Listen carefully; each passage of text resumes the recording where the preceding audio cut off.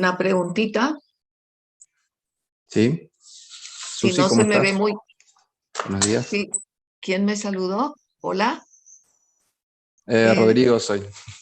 sí. Si no se me ve muy bien, yo tengo una luz auxiliar acá. Te puedo mostrar allí o allí.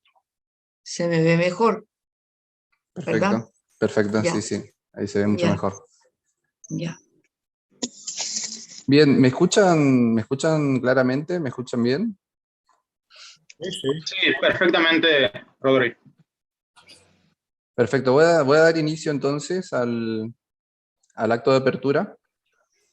Voy a leer una salutación y después voy a conceder la palabra a quienes van a representarnos como autoridades en este acto. Bienvenidos y bienvenidas a esta segunda edición del Workshop Internacional El Guaraní en Perspectiva, que en esta ocasión lleva el lema Subjetividades, Espacios y Dinámicas. Les agradecemos profundamente por su adhesión e interés en esta actividad. Sí, pero el... ¿Cómo que se llama? El audio. Perdón. Les agradecemos profundamente por su adhesión e interés en esta actividad y queremos agradecer en especial a las instituciones que hacen posible esta reunión a través del auspicio y reconocimiento. El Consejo Nacional de Investigaciones Científicas y Técnicas, CONICET, la Universidad Nacional de Formosa, la Facultad de Humanidades de la misma Casa de Altos Estudios y el Instituto de Investigaciones sobre el Lenguaje, Sociedad y Territorio, INILSIT, dependiente de esta universidad. Nos acompañan en este evento destacados investigadores e investigadoras de la región sud y norteamericana, además de especialistas en lenguas indígenas y romances de Europa. Y se encuentran presentes en este acto las siguientes autoridades de la Universidad Nacional de Formosa: el rector de la Universidad Nacional de Formosa, que nos acompaña enseguida, el especialista Augusto César Parmetler, la directora del Instituto de Investigaciones sobre el Lenguaje, Sociedad y Territorio, la doctora Alejandra Vidal, el decano y la vicedecana de la Facultad de Humanidades de la Universidad Nacional de Formosa, especialista José Luis Guillén, y la magíster Carolina Nogueira. Además, nos acompañan las autoridades destacadas del Ministerio de la República Hermana del Paraguay, la ministra de la Secretaría de Políticas Lingüísticas de ese país, la magíster Ladislao Alcaraz de Silvero, el señor presidente de la Academia de la Lengua Guaraní de la República del Paraguay, el doctor Carlos Ferreira,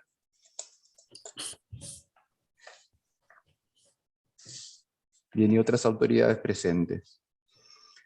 Durante estas 3 jornadas tendremos la posibilidad de reflexionar y discutir las numerosas cuestiones de la lengua guaraní, desde 12 mesas de ponencias y 3 mesas de conversatorios con especialistas renombrados, investigadoras e investigadores científicos, escritores y escritoras, gestores y gestoras de políticas lingüísticas.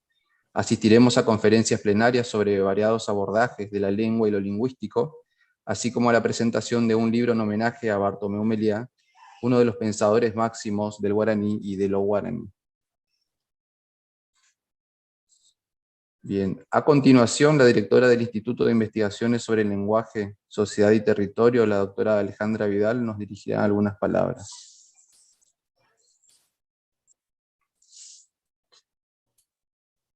Bueno, buenos días a todos, a todas. A mí me resulta muy grato dar inicio a este segundo workshop de Guaraní en Perspectiva, Subjetividades, Espacios y Dinámicas, organizadas por el Instituto de Investigaciones sobre el Lenguaje, Sociedad y Territorio de la Facultad de Humanidades de la Universidad Nacional de Formosa. El instituto es un espacio de investigación que reúne especialistas de distintas disciplinas de las humanidades y las ciencias sociales, y es lugar de trabajo de colegas docentes, investigadores de la Facultad de Humanidades, varios investigadores de CONICET, con formación y con experticia en la investigación en los campos de la historia, la comunicación, la lingüística, la literatura y la antropología. Bueno, el INILSIT es un instituto en crecimiento. Este año hemos sumado 3 investigadores CONICET, becarios, y esperamos seguir, digamos, en ese camino con la incorporación de nuevas personas, nuevos investigadores. El instituto tiene 13 años de existencia, la universidad tiene 33 años, o sea que se trata de instituciones muy jóvenes.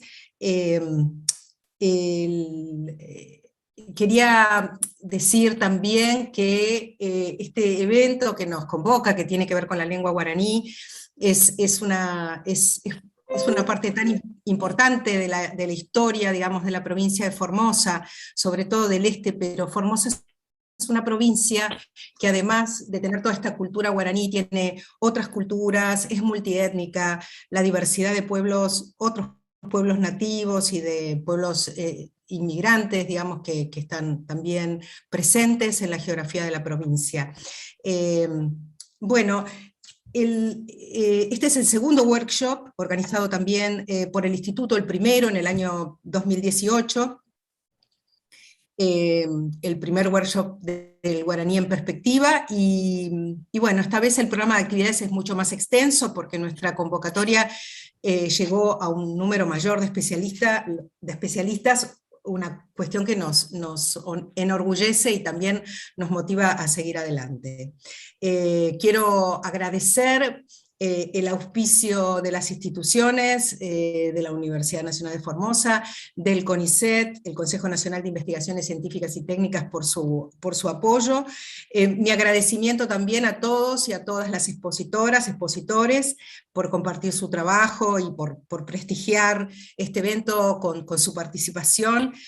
Agradecer especialmente al doctor Rodrigo Villalba Rojas, que organizó y pensó en cada detalle este workshop y que coordinó la comunicación entre todas las partes, a los pasantes del instituto que han colaborado, al doctor Ignacio Telesca, a la magíster Silvina Paz, que también formaron parte del equipo organizador, y a todos los participantes que están del otro lado, que van a estar conectados estos días con nosotros, que van a estar compartiendo y nutriéndose de todas estas actividades que están previstas. Nada más de mi parte y muchas gracias. Muchas gracias, doctora Alejandra Vidal.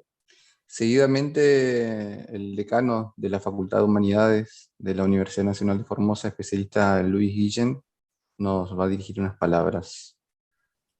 Gracias, Rodrigo. Buen día a todos y a todas. Verdaderamente estoy muy satisfecho de estar presente con todos ustedes.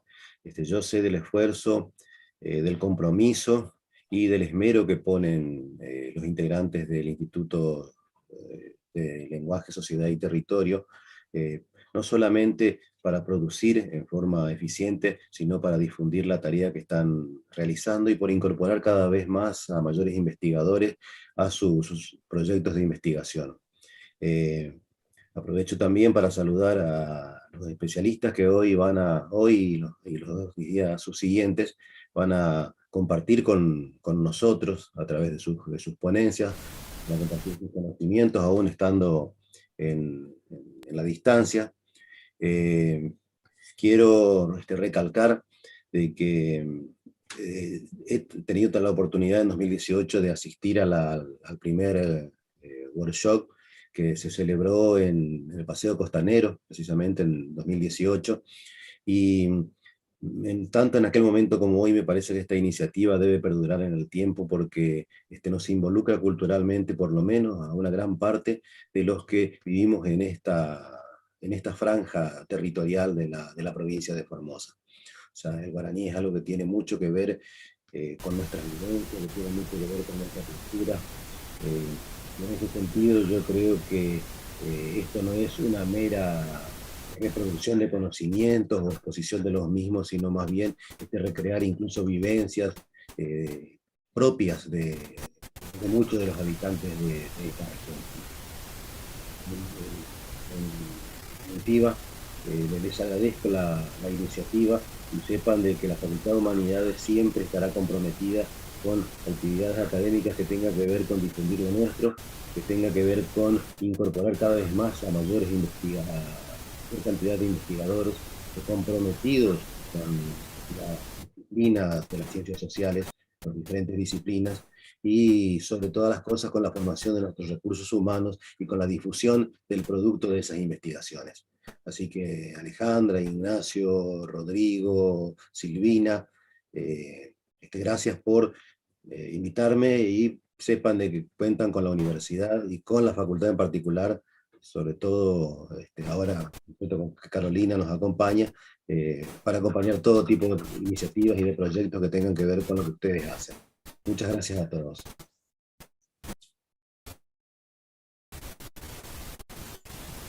Muchas gracias, señor decano.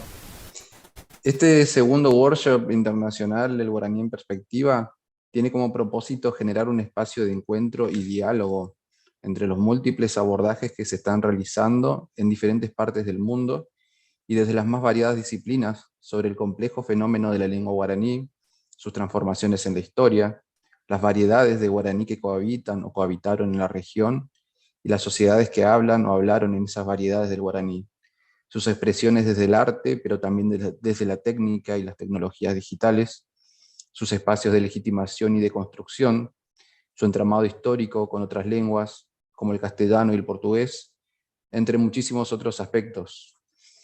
A continuación quisiera invitar al señor rector de la Universidad Nacional de Formosa, especialista Augusto César Parmetrer, a dirigirnos unas palabras.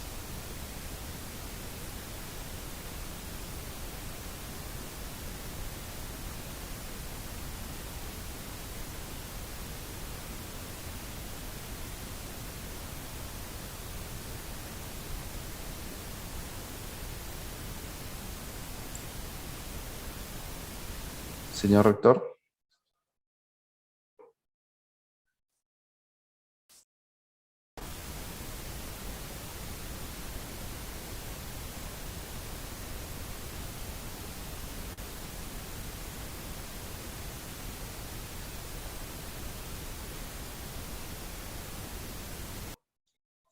No sé si lo... Señor rector se encuentra, no lo oímos y no lo podemos ver.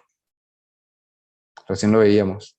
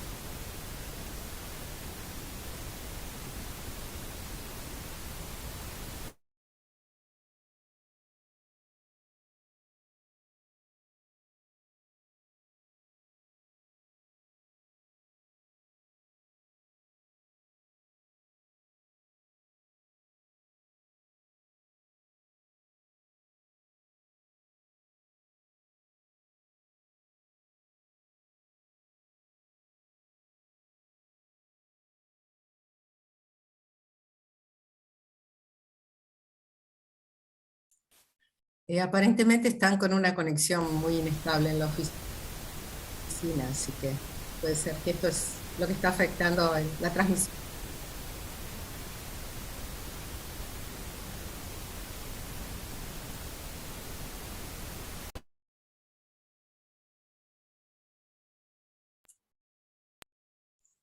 Sí, ahí le mandé un mensaje a ver si nos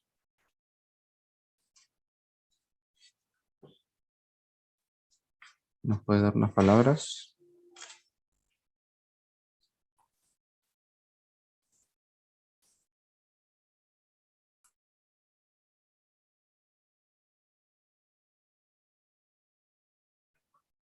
Aguardamos un ratito más.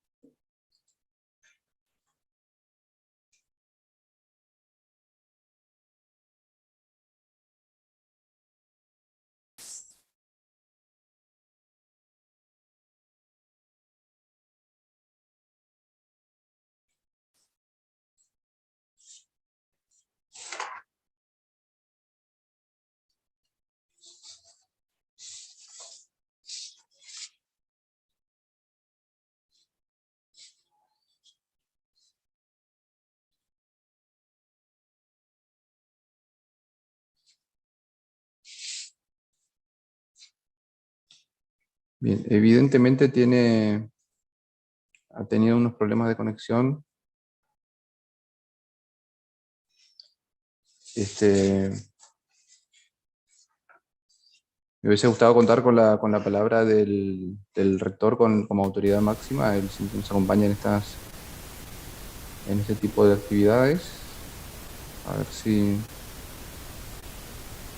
Señor rector, ¿nos escucha?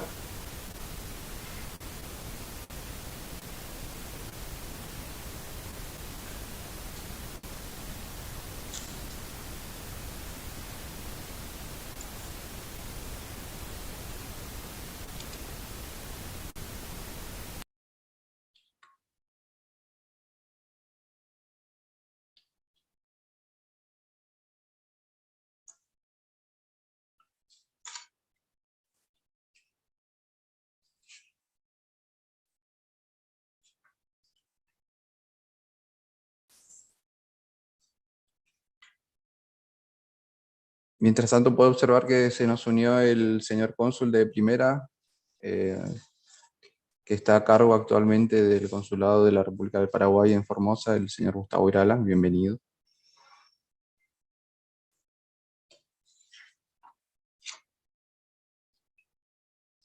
Y sí, no sé si les parece, dado el inconveniente, porque no podemos establecer con el rector una conexión,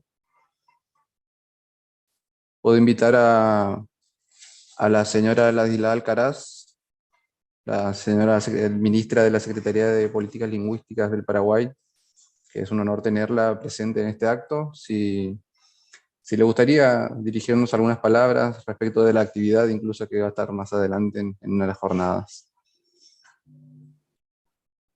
Como maite iroru je umamava pe, awujebete orere noirejero y mejawape nendive pomoinu. Ñaño mongueta guasu hawako, ñane ñe guarani reje ñane América reta guasu ñe, oreneta Paraguay ñe, xeñe Les expresé un cordial saludo en guaraní, una lengua que compartimos en nuestra gran nación de América, en una gran parte de esta región, lengua oficial del Paraguay y lengua materna mía. Es un gusto compartir con ustedes en esta iniciativa que valoramos tanto, el segundo workshop internacional, Guaraní en Perspectiva, Subjetividades, Espacios y Dinámicas, que realmente constituye un gran espacio de intercambio de saberes, experiencias, gestión lingüística, de especialistas e impulsores de la lengua guaraní, promotores de la lengua y la cultura guaraní en la región y en otras latitudes, porque sabemos que este carácter internacional de la actividad está convocando a especialistas de varios países, de varias regiones del mundo. Así que valoramos muchísimo esta iniciativa, porque creo que el guaraní está viviendo un momento histórico, no solo en Paraguay, sino en la región, en sus diferentes variedades, y está en un proceso de gran desarrollo y de reposicionamiento social, de jerarquización, y merece ser estudiado, analizado, observado en este momento de su proceso. Y que haya tanto interés en la región es muy importante, y yo creo que todos los que participamos de alguna manera en esta iniciativa, en esta actividad, vamos a salir enriquecidos, sea del hecho mismo de compartir nuestras miradas, nuestras experiencias, nuestros saberes, sea porque aquí pueden surgir muchas iniciativas, incluso de colaboración. Entonces hoy yo auguro todo el éxito para el desarrollo de las actividades previstas. Saludo a los organizadores, agradezco mucho la invitación que nos cursaran, y saludo y felicito también a todos los expositores, panelistas, disertantes, tanto de mi país como de los diferentes países que están convocados en esta actividad.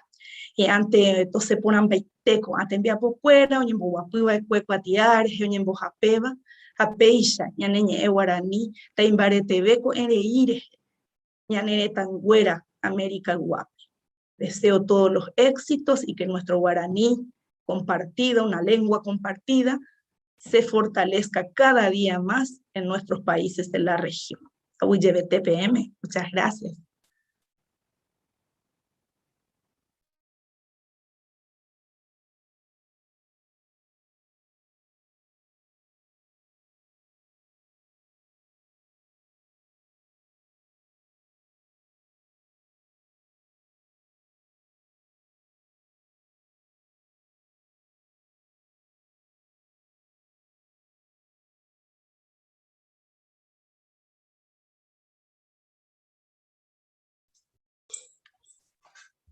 Perdón. Muchas gracias, señora ministra.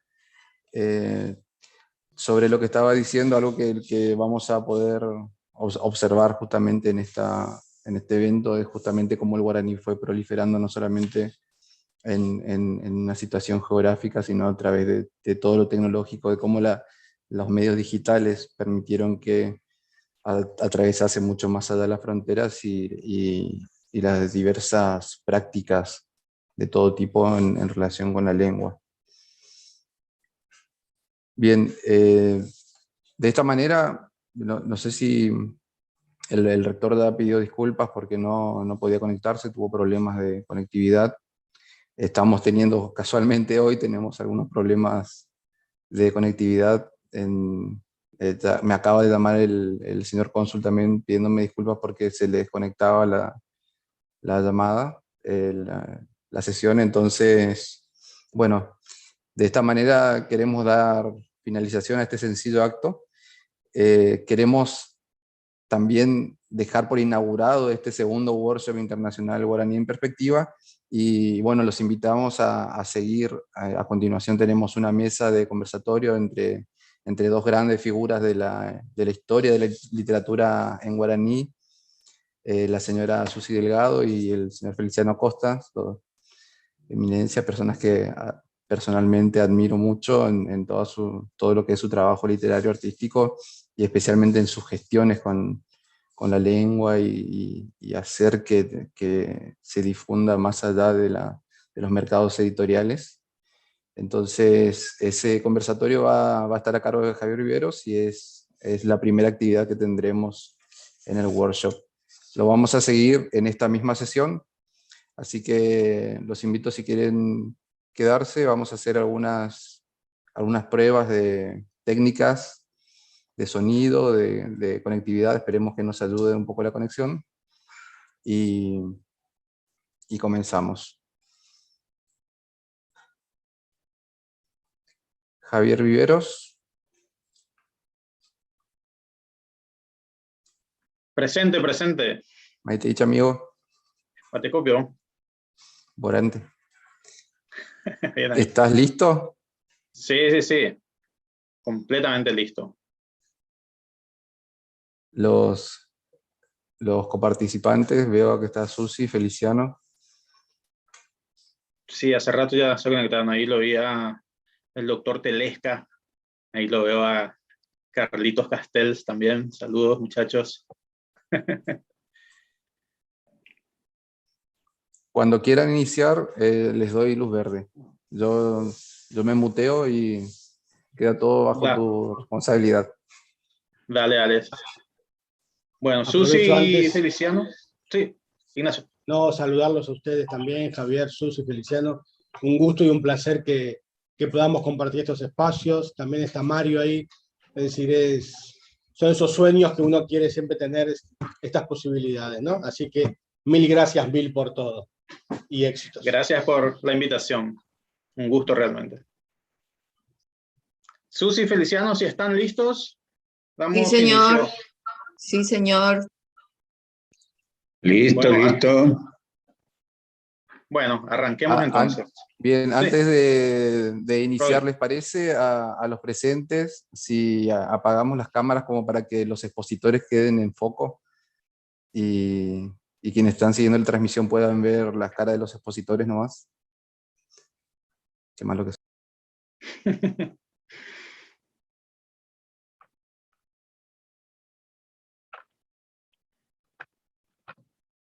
Bueno, bien, buen día, bienvenidos a todos. Vaya un afectuoso saludo a todos quienes nos acompañan a través de las redes sociales, a todos quienes acompañan en este evento. Soy Javier Viveros y estoy encantado de participar de este workshop internacional, el guaraní en perspectiva. Lo hago ahora en calidad de moderador y el viernes voy a estar en el rol de expositor en la mesa de narradores que va a estar a cargo de Mario Castells. Bien, agradezco a la organización por invitarme a ser parte, a los doctores Rodrigo Villalba e Ignacio Telesca. Mi gratitud es doble porque esta es la primera mesa. Colocaron esta mesa de traductores como la primera, lo que en sí ya constituye un premio aparte.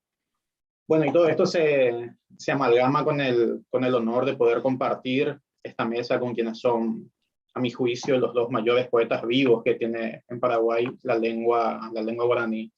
Susi Delgado y Feliciano Acosta, poetas a quienes admiro, poetas a quienes he leído mucho y a quienes me une una amistad de ya varios años. Ambos son literatos de trayectorias amplias, de bibliografías verdaderamente extensas, como van a ver cuando presente sus currículums.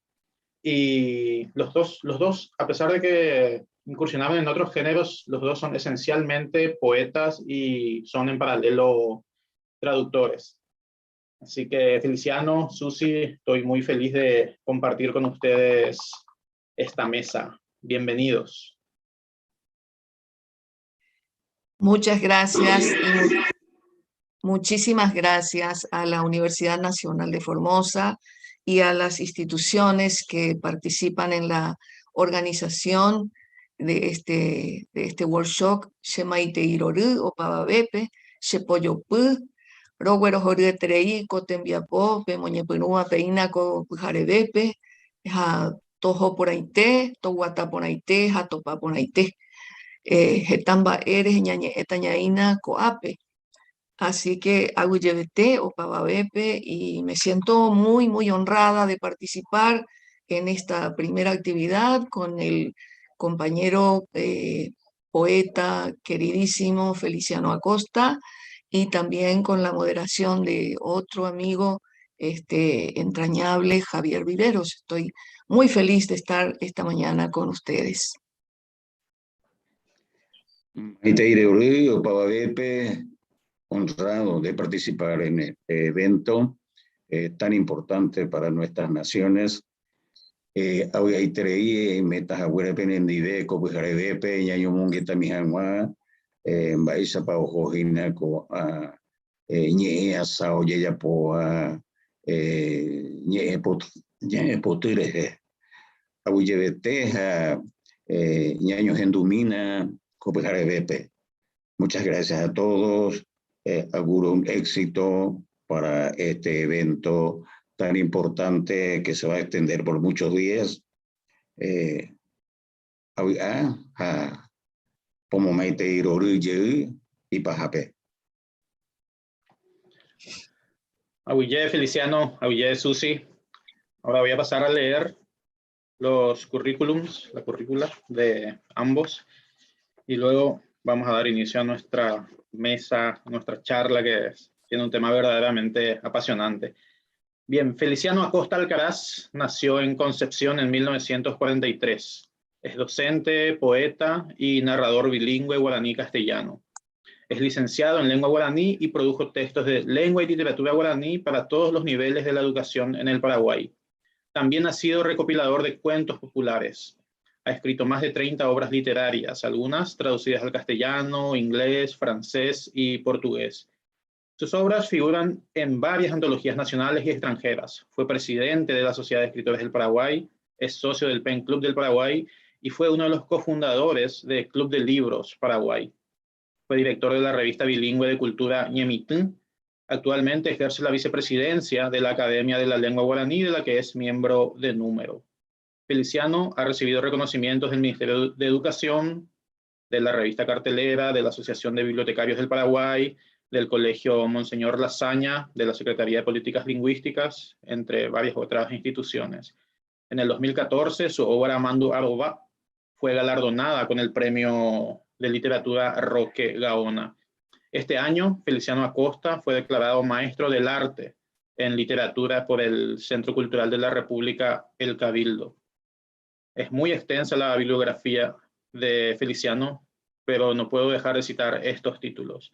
Ñe de 1983, Mua Saberá, de 1996, Puambú, de 1999, Tapé Ubicuí, de 2001, Mandu Arendú, 2002, con Mauro Lugo, Ñe Potú Atú, del 2005, con Natalia de Canese, Ubisa Pucay, 2005, Momburiete Momburi, 2006, Ñe Riribe, de 2008, Mandu Arobá, de 2014, Pujarén Bolvé, del año 2016. Tenemos también Mandu Acupepe, publicó en el año 2019. También está La Gramática Guaraní, elaborado con Natalia de Canese, publicado en el 2001. Guaraní Ñe Porán, Literatura Guaraní, 2011. Ñe Ridú, Diccionario de la Lengua Guaraní, también un trabajo conjunto con Natalia de Canese. Diccionario de Sinónimos y Antónimos, publicado en 2014. Mombae Mombeú, 2015. Pujare Puntú Elena, se llama la novela escrita en guaraní por Feliciano, que fue publicada hace poquito, hace unas semanas. Es una de las pocas novelas escritas en lengua guaraní y Feliciano me dio el honor de prologarla. Ese es entonces el currículum del maestro Feliciano Acosta, y ahora voy a pasar a leer el de Susi Delgado. Susi Delgado es escritora, periodista y traductora bilingüe guaraní-castellano. Nació en San Lorenzo en 1949. Se dedicó al periodismo cultural por 4 décadas. Es miembro de número de la Academia de la Lengua Guaraní y miembro de la Sociedad de Escritores del Paraguay, entidad de la que ejerce actualmente la vicepresidencia. Su producción literaria abarca más de 30 títulos y en ella se destaca nítidamente la poesía. Sus últimos poemarios publicados son Utu Ima, Viento Viejo, del 2016, y Karu Purajei, Canto del Atardecer, del 2018. Hay uno nuevo también que voy a mencionar, que es justamente el que está en imprenta ahora por el sello La Mancha, un poemario llamado Desalma de los Adioses. Publicó también varias antologías bilingües de literatura paraguaya y poesía guaraní, como Ñerendú, poesía guaraní contemporánea, 2011, 2019, y Las Voces del Umbral. Sus traducciones se volcaron en los poemarios bilingües de su autoría, las antologías colectivas de literatura guaraní y las individuales de Augusto Roa Bastos, Gabriela Mistral, Olga Orozco y Rosalía de Castro, esta última aún por editarse. Completan su unos volúmenes de cuentos y libros para niños. Parte de su obra ha sido traducida al inglés, el portugués, el alemán, el gallego y el francés. Obtuvo numerosas distinciones nacionales, como el premio de la Junta Municipal de Asunción en 1992, el segundo premio municipal de literatura en 2006 y 2016, mención de honor del Premio Nacional de Literatura 2007 y el Premio Nacional de Literatura en el 2017. Asimismo, recibió distinciones internacionales como el Premio al Mérito Cultural, el Parlamento Cultural del Mercosur en el 2004, el Premio Cide Amete Benengeli de Radio Francia Internacional y la Universidad de Toulouse en 2005, además del homenaje de la Universidad de Guadalajara a poetas de lenguas americanas en la Feria Internacional del Libro de Guadalajara en 2019. Bueno, voy a citar ahora más extensamente los libros de Susi Delgado. Algún extraviado temblor, poemario, de Saray Bolvé, Antes del Olvido, poemario bilingüe castellano-guaraní. El Patio de los Duendes es otro poemario. Tatalpupe, Junto al Fuego, es un poemario bilingüe guaraní-castellano. Sobre el Beso del Viento, otro poemario. La Rebelión de Papel. Albumembré, Hijo de aquel verbo, es también un poemario bilingüe castellano-guaraní. Tenemos también La Sangre Florecida, que es un volumen de cuentos. Las Últimas Hogueras, un poemario. Y en Saraquí, Cuentos y Poemas en Castellano y Guaraní, 25 nombres capitales de la literatura paraguaya, una antología. Y en Eyobay, Palabra en Dúo, antología bilingüe. Shepomimi, colección de 5 libros infantiles. Yehuicoe, Día del Regreso, cuentos y poemas bilingües. Literatura oral y popular del Paraguay, compilación, selección e introducción, coautoría con Feliciano Acosta. P, Camino del Huérfano, poemario bilingüe. La voz mediterránea, muestra de poesía del Paraguay. Ohuella Beta Cuapú, cuando se apaga el tacuá, poemario bilingüe. Ñerendú, poesía guaraní contemporánea, otra antología bilingüe. Amandagví, antología poética castellano-guaraní. Ñerendú 2, Las voces del umbral, otra antología bilingüe. Ubitu Ima, poemario, que es justamente el que fue premiado, que ganó el Premio Nacional de Literatura en el 2017. Paraguay Ñe, antología de poesía paraguaya, coautoría con Bernardo Nevi Farina y Javier Viveros, elaborada a pedido del Ministerio de Cultura de la República Dominicana. Roa Ñemitingüe, antología de Augusto Robastos con traducción al guaraní. Carupurajei, poemario bilingüe. Ñembo Saraimí, cuentos bilingües en verso, editorial Rosalba. Itayucuí, 20 joyas de la poesía escrita en guaraní, coautoría con Feliciano Acosta y Mario Rubén Álvarez. Orozco Pitucue, antología bilingüe castellano-guaraní, con poemas de Olga Orozco volcados a la lengua nativa. Desalma de los Adioses, el poemario que está saliendo ahora.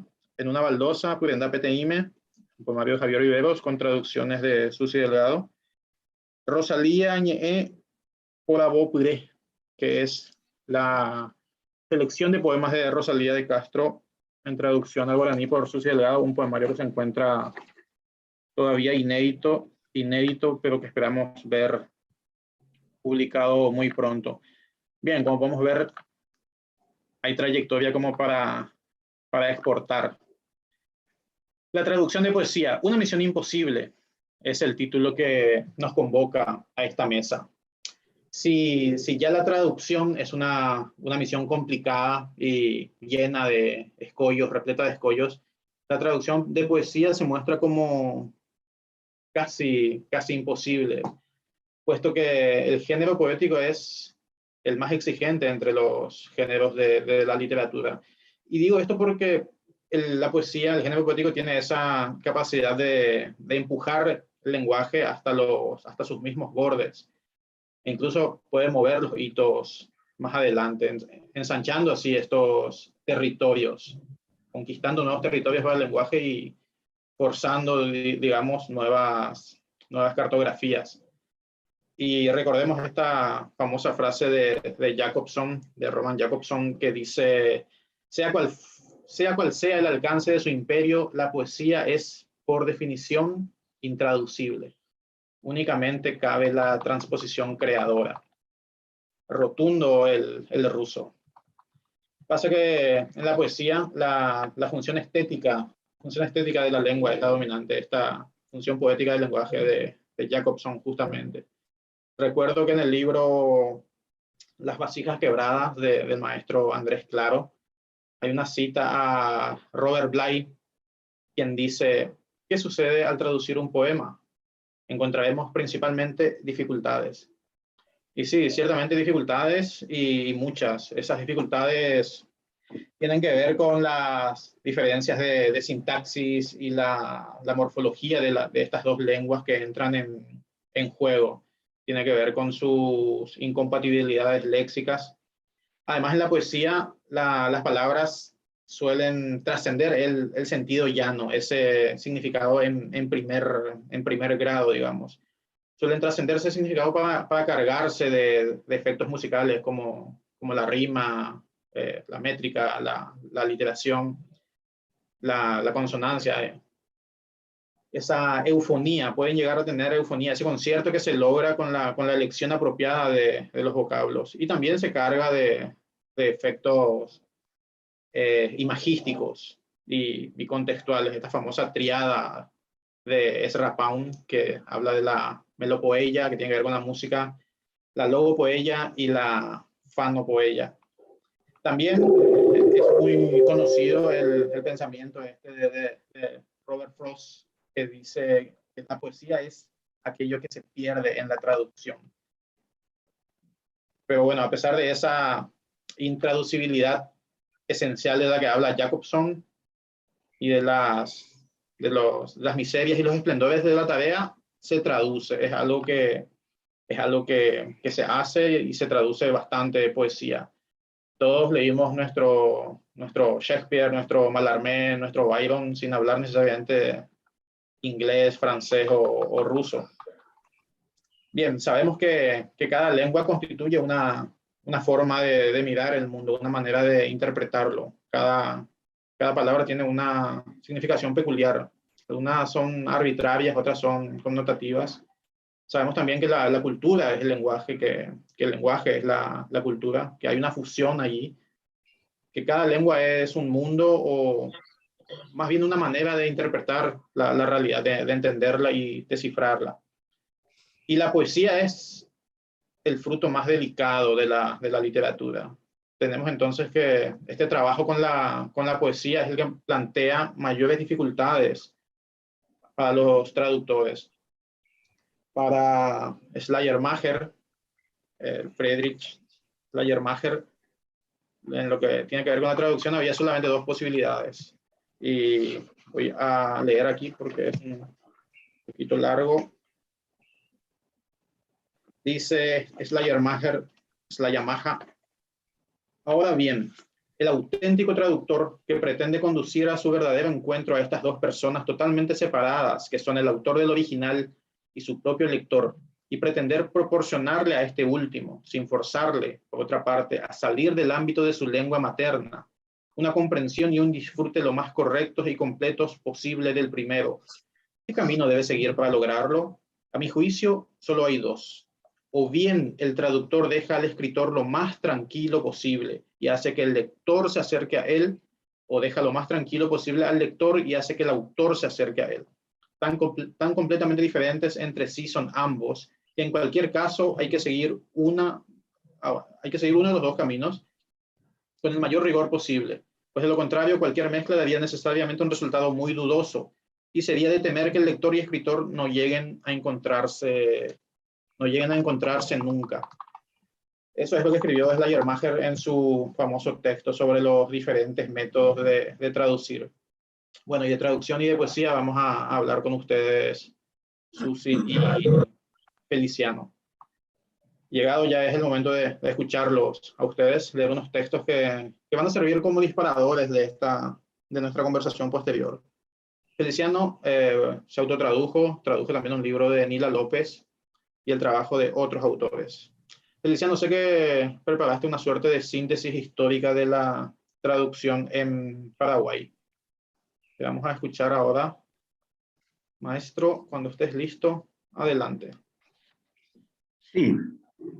En realidad hay muchos nombres en la traducción del guaraní al castellano y del castellano al guaraní. Entre esos nombres está Dora Gómez Bueno de Acuña, luqueña ella, poeta y radialista. Dicen de ella que fue la primera mujer que escribió y publicó poesía erótica. Dora tradujo verso de Amado Nervo. Tuve la dicha de leer y debo confesar que me gustó.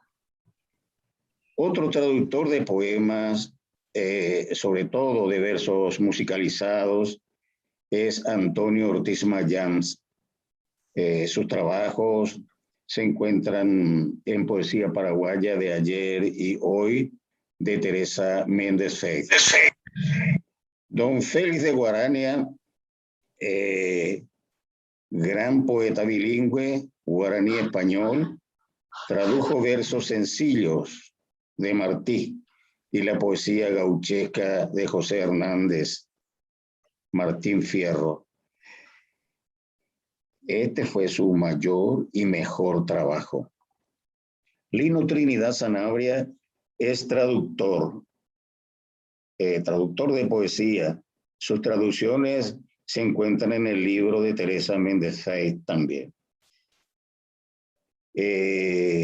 Tradujo Platero y yo, en realidad es una prosa poética, pero es una muy buena traducción.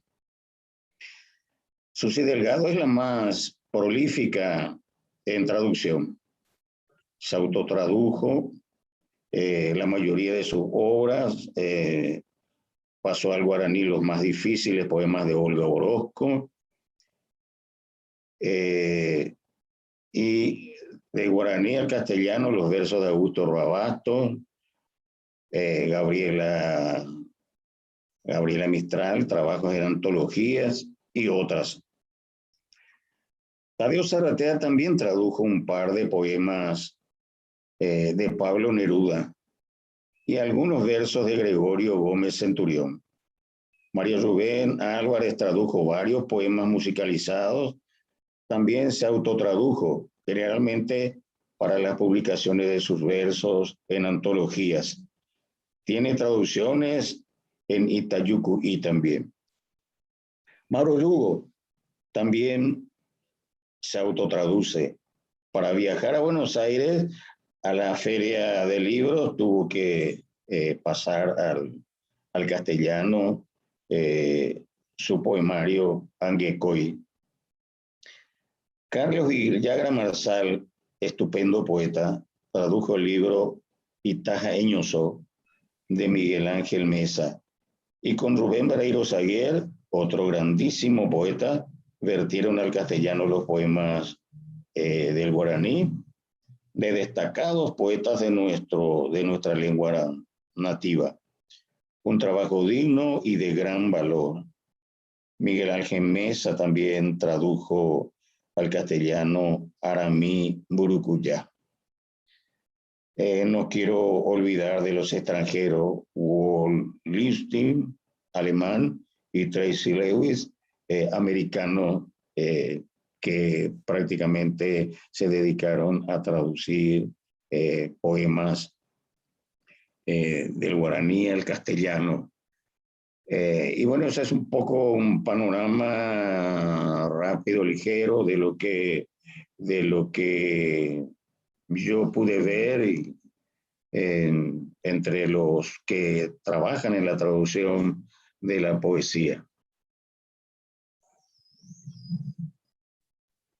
Gracias, Feliciano. Se ve que son pocos, pero son, que es lo importante.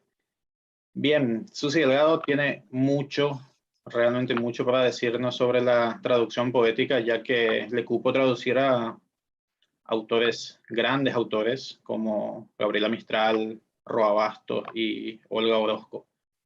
Maestra Susi Delgado, te escuchamos. Bueno, buen día, Yegoy, Shemaiteirore, Neupaba Bepe. Bueno, es un tema realmente peliagudo, polémico, desde que el mundo es mundo se ha venido discutiendo, y aquí estamos esta mañana los tres frente a un público que no sabemos de cuántas personas se compone, pero aquí estamos tratando de descifrar algo de este misterio, si la poesía es o no traducible. Bueno, yo quiero empezar un poco recordando la esencia del ser humano que está en la palabra, esa condición que fue señalada, por ejemplo, por Bartomeu Meliá, que en varios de sus libros nos recordaba que en el acto de unión amorosa, el padre comunica la palabra soñada a la madre, tiene mucho que ver con el sueño, la palabra, y que entonces en ese acto esta madre queda preñada de esta palabra. Como resultado de esa siembra mítica, el Ubipora, o nosotros los seres humanos, ¿verdad? Somos encarnaciones de la palabra, y ella será después, durante nuestras vidas, instrumento de perfección, tal como creían y creen todavía los indígenas de la cultura guaraní, yepa. En su capacidad de expresar el ñe'e o el ñe'eporá estará su mayor virtud. Todo eso nos recordaba Meliá en alguno de sus libros.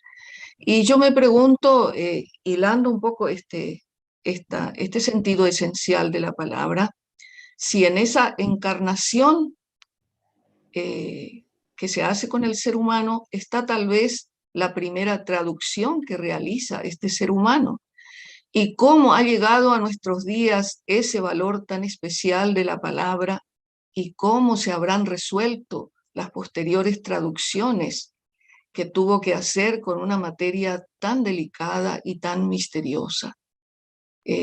Bueno, la creación del lenguaje, desde luego, ha sido tema de profunda reflexión de nuestros ancestros guaraníes, y yo quiero recordar rápidamente lo que está en nuestro libro ineludible, el Aigurapitá, ¿verdad? Sobre todo ese momento clave en el cual se relata la creación del lenguaje humano. Y viene muy a cuento además recordar ese momento de la creación del lenguaje humano, porque revolviendo un poco los libros encontramos que ese fragmento que no quiero destrozarlo en la lengua mbuya, ¿verdad? Pero sabemos de lo que se trata. Prefiero leer nomás la traducción, la primera traducción más conocida de Cadogan, ¿verdad? Que dice: el verdadero Padre Ñamandú, el primero, de una porción de su propia divinidad, de la sabiduría contenida en su propia divinidad, y en virtud de su sabiduría creadora, hizo que se engendrasen llamas y tenue neblina. Habiéndose erguido de la sabiduría contenida en su propia divinidad, y en virtud de su sabiduría creadora, creó nuestro Padre el fundamento del lenguaje humano. Bueno, y este pequeño fragmento fundamental dentro de ese canto mítico extenso, maravilloso, de la Aigurapitá, revolviendo libros, como digo, uno se da cuenta, uno descubre que ha sido traducido con pequeñas diferencias. La esencia probablemente se mantiene, ¿verdad? Pero, por ejemplo, es diferente la traducción que encontramos en Delicia Villagra, en ese libro tesis de ella tan maravilloso, tan importante. También podemos encontrarlo en la versión de Pierre Clastres, ¿verdad? Y si seguimos revolviendo, seguramente encontraremos otras versiones, ¿verdad? En lo que tenemos una primera señal de que las traducciones, según quienes las realizan, son diferentes, que no existen las traducciones únicas, que es una de las conclusiones a las que nos llevan los grandes estudiosos, y que también estudiando por nuestra cuenta, revolviendo traducciones de los grandes maestros, uno descubre que efectivamente es así, que no existen las traducciones únicas. Así como no existe también la llamada traducción absoluta de la que hablan algunos, o sea, en una traducción siempre habrá algo que se pierda o algún matiz diferente como mínimo, ¿verdad? Bueno, y yendo un poco en este hilo de comparar traducciones que nos van confirmando esto que digo, encontré en estos días, o extraje, mejor dicho, unos ejemplos del famosísimo Canto a mí mismo de Whitman, ¿verdad? El Song of Myself, o Canto a mí mismo, que tiene entre tantísimas traducciones. Yo escogí y bajé aquí la del uruguayo Armando Basser, la de León Felipe, que es una de las más famosas, y la de Borges, ¿verdad? Puedo leer solamente la de León Felipe y la de Borges, no todo el poema, que como sabemos es extensísimo, sino los primeros versos, ¿verdad? Por supuesto. Bueno, la de León Felipe dice así: me celebro y me canto a mí mismo, y lo que yo diga ahora de mí, lo digo de ti, porque lo que yo tengo lo tienes tú, y cada átomo de mi cuerpo es tuyo también. Esta es una de las traducciones más respetadas, porque León Felipe sabemos que fue un grandísimo poeta, ¿verdad? Un maestro de la palabra. Y bueno, y también lo es esta traducción de Borges, que desde luego fue un traductor que se metió en cada berenjenal de traducciones, sabemos, ¿verdad? Bueno, él para empezar traduce diferente ya el título, que ya dice un matiz distinto: canto de mí mismo. Allí ya hay un matiz diferente. Y dice así: yo me celebro y yo me canto, y todo cuanto es mío también es tuyo, porque no hay un átomo de mi cuerpo que no te pertenezca. Bueno, dicen cosas muy parecidas, por supuesto, y esencialmente tal vez dicen lo mismo, o no. Los grandes estudiosos de estas cosas dicen que de pronto una traducción puede hasta enriquecer un texto original. Y bueno, esas son los grandes misterios, los grandes intríngulis de este tema, ¿verdad? Que es complejo. Y los grandes teorizadores de la traducción nos han advertido desde luego de muchas cosas, como de la imposibilidad de la fidelidad ya hoy en día ya casi ni se habla. Se ha hablado mucho, se ha polemizado mucho y hoy en día se considera que es casi tema totalmente superado. Lo que ya decíamos, la inexistencia de la traducción única y de la traducción llamada absoluta, las pérdidas y las negociaciones inevitables entre el texto original y el texto traducido, ¿verdad? El texto nuevo de la traducción, ¿verdad? Y bueno, y sabemos cuáles son los requisitos y objetivos generales ineludibles de los que siempre se habla en una traducción literaria y más que nada en una traducción de poesía, ¿verdad? Por supuesto, el conocimiento profundo de las dos lenguas y las culturas enfrentadas, eso es básico, muy, muy básico. La búsqueda del sentido y no del significado, que también fue objeto de polémica durante muchos, muchos años. Hoy en día se habla preferentemente de la búsqueda del sentido. Y lo que yo diría en medio de tantas cosas que nos ponen enfrente los teorizadores de este tema, yo personalmente diría que el más importante de todos es la capacidad de recreación estética, porque finalmente una traducción, sobre todo cuando hablamos de poesía, es una nueva creación, es un nuevo poema en cierto modo, ¿verdad? O una nueva obra poética si se trata de un libro entero o algo por el estilo, ¿verdad? Bueno, ha corrido mucha agua bajo el puente de este tema de la traducción y de la traducción poética especialmente. Viveros ya recordaba en un momento al gran alemán Schleiermacher, ¿verdad? Que habló de optar entre acercar el mundo del autor al del lector o al revés, ¿verdad? Que eran los dos caminos ineludibles, decía el alemán.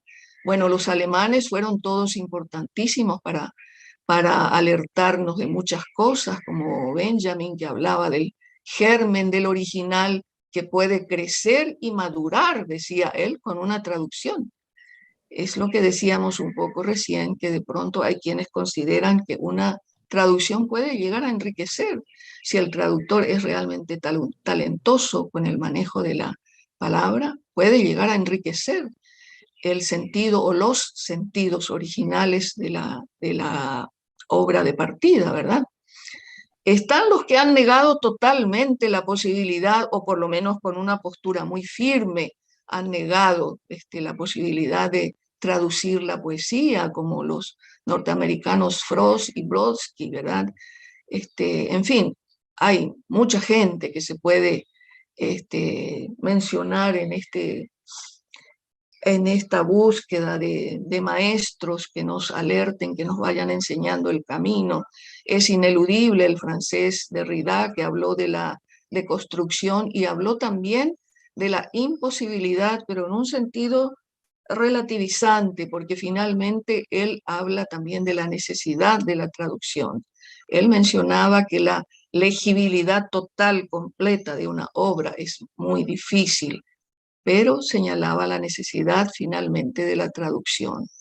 Y nuestro digo porque es latinoamericano, Octavio Paz, hizo también, que fue un gran traductor a sí mismo, hizo también sus reflexiones y sus acotaciones sobre este tema, y él señaló que traducción y literatura son sinónimos, decía él, y que la traducción es en sí misma una operación literaria.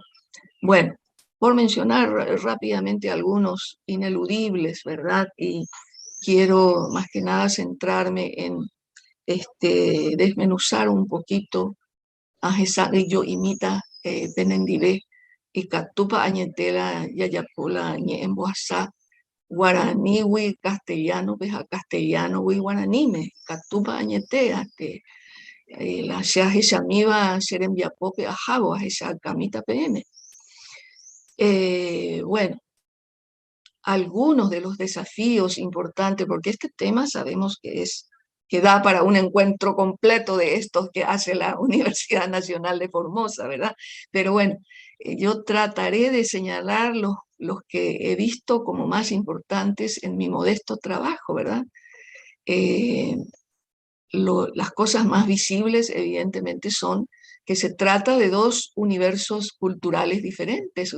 El texto de un autor que yo pretendo pasar al guaraní, o al revés, ¿verdad? Se trata de universos culturales diferentes. También se trata de lenguas diferentes, en un caso una lengua aglutinante, como sabemos, y en la otra una lengua flexiva, que funcionan de un modo absolutamente diferentes, ¿verdad? Con morfologías, estructuras sintácticas, etcétera, totalmente distintas. Bueno, pero dentro de ese panorama lleno de complejidades y problemas, algunas características singulares que yo encontré trabajando es la tremenda capacidad del guaraní para poetizar por su carga etimológica, ¿verdad? Y también otras dos cosas que me parece que vale la pena señalarlas esta mañana: su gran ductilidad para figuras como la metáfora y la onomatopeya. Hay otras más, pero en mi trabajo yo he sentido en forma fuerte estos rasgos que les digo aquí, ¿verdad? Por ejemplo, yendo al aspecto etimológico brevemente, desglosando un poco en sus elementos etimológicos algunas figuras claves de la cultura también, si se quiere, guaraní, ¿verdad? Como esa palabra central del ñe, que se desglosa en ñe-a, el alma, y me-e, entrega, o sea que tenemos realmente una palabra maravillosa y maravillosamente poética, porque nos dice en su modo, en su forma tan ceñida, entregar el alma, nada menos. Con la palabra revisando textos y textos sobre etimología, se puede encontrar que ha sido un elemento base de muchas palabras, entre las cuales yo voy a citar aquí unas poquitas por lo menos. Que se compone de el elemento que era el agua, y que es debajo de. Entonces, el que es la tierra, etimológicamente es lo que está bajo el agua. Ubutú se compone de y putú, que es el aliento de la tierra. Ubupora, que es el ser humano, se compone de los elementos ubu y pora, el ánima de la tierra. Y así podemos encontrar maravillosas conjunciones de elementos que en su raíz misma son altamente poéticos, ¿verdad? Y yo quiero también recordar brevemente aquí las expresiones que provienen del habla popular y que tienen un significado metafórico. Con esto quiero entrar un poquito en el terreno de la metáfora, que para mí es riquísimo cuando hablamos del guaraní. Las expresiones del habla popular nuestra traen una carga metafórica increíble, maravillosa, ¿verdad? Y voy a citar algunas que son muy conocidas por todos, como el cainay, que es la cárcel, el muacacuó, que es echar en cara o reprender a alguien, ¿verdad? El yacaré, ya sabemos que es una expresión muy que es entrar a escondidas al cuarto de la amada, ¿verdad? El tepotí, que usamos mucho en estos tiempos, que alude a un conflicto o a una trifulca, ¿verdad? El piragüé, que es un signo de tiempos que queremos olvidar, pero no podemos. Es el espía, el delator, y algo parecido es el tinonza, que también alude a un espía o a un delator, ¿verdad? Las expresiones como Xenambicupé, que vaya a saber quién la habrá inventado, pero es muy popular, es una persona cercana que yo no quiero nombrar. Entonces, hay Xenambicupé, Ombobú Camisalomo, que es muy conocida, que quiere decir huir rápidamente de un lugar, ¿verdad? O bebereí, que se usa para alguien que vive o trabaja o avanza así airosamente, o bebereí, ojo, decimos. Y yetuú, que también es una expresión muy de nuestros días, lleva, que quiere decir la situación está difícil. Y una expresión que nos viene de ese señor que murió hace unos cuantos años, Henry Caballuresá, que también es muy, muy popular, que significa lo mismo, que es la situación está candente, que usamos muchísimo en nuestros días, ¿verdad? Yo creo que el guaraní es un verdadero pozo sin fondo de metáforas, si vamos a hablar tanto desde el aspecto etimológico como desde el aspecto del habla popular, en fin. Y otro pequeño ejemplo que quiero dar de las metáforas del guaraní están en las obras de Roa Bastos, que hace un tratamiento singularísimo de este tema, porque él no traduce las metáforas que llevan implícitas las expresiones que recoge en muchos de sus libros, como en Yo el Supremo y El trueno entre las hojas. Y tengo aquí dos pequeños ejemplos. Del trueno entre las hojas, en una parte dice, toma la expresión venida de Nishiparahuecue, que es muy conocida, y dice él en castellano, dice, de los patacones con que soñaban no veían ni el pelo en la chipa. Hace una traducción literal, jugando a que el lector descifre la metáfora. Es un desafío para mí, es una lección singularísima que nos deja el maestro para un tratamiento posible de ese tipo de cosas, ¿verdad? Y tengo otro pequeño ejemplo acá, de Yo el Supremo. Hay muchísimas, revolviendo Yo el Supremo, en el centenario que fue hace unos pocos años, se hicieron unos estudios fabulosos, estupendos de este tema en las obras de Roa Bastos, ¿verdad? Y este segundo ejemplo toma el famoso Boiyaguá, y dice él en una parte de su texto, se han reído meses enteros del mascarón de proa, del arca que Mareo Boropí labró con forma de cabeza de víbora perro, cabeza de víbora perro. Otra traducción literal que él nos tira en la cara, porque él era un autor que gozaba provocándonos, ¿verdad? Despistándonos y haciéndonos trabajar con la cabeza y la sensibilidad. Yo creo que es una lección singularísima que nos dejó Roa Bastos, que algunos la adoptarán y otros tal vez no, ¿verdad? Bueno, ¿qué más puedo decirles? La onomatopeya, que yo les decía al principio que yo veo como una de las capacidades singulares, fabulosas que tiene el guaraní, que dicen los grandes estudiosos que algunas lenguas tienen esta capacidad extraordinaria para la metáfora, pero yo quiero creer que el guaraní nuestro es una de esas lenguas, ¿verdad?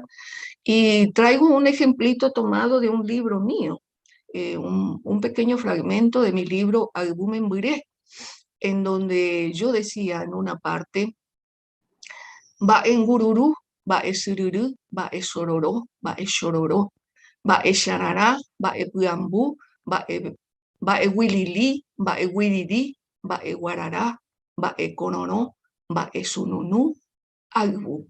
Finalmente se refería al agbu, a la palabra, ¿verdad?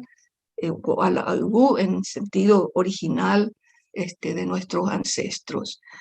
Y después de hacerle un ñembolleré de no sé cuánto tiempo al tema, yo busqué por lo menos palabras que tuvieran sonoridad, que al menos tuvieran sonoridad, porque el castellano no tiene esa misma capacidad para la onomatopeya, así como el guaraní. Entonces le busqué por lo menos palabras que tuvieran ciertas sonoridades, ¿verdad? Y lo traduje así. Tal vez sea uno de mis grandes fracasos como traductora. Vaya yapota. Este camino está hecho así. Traduje así: algo que murmura, algo que resbala, algo que borbota, algo derramándose, algo que ronca, algo que bufa, algo que suena, algo que gotea, algo que corre, algo que desborda, algo en catarata, algo como un trueno, y lo tradujo finalmente como un ruido, que también podía haberlo traducido por la palabra, ¿verdad? Bueno, son pequeños.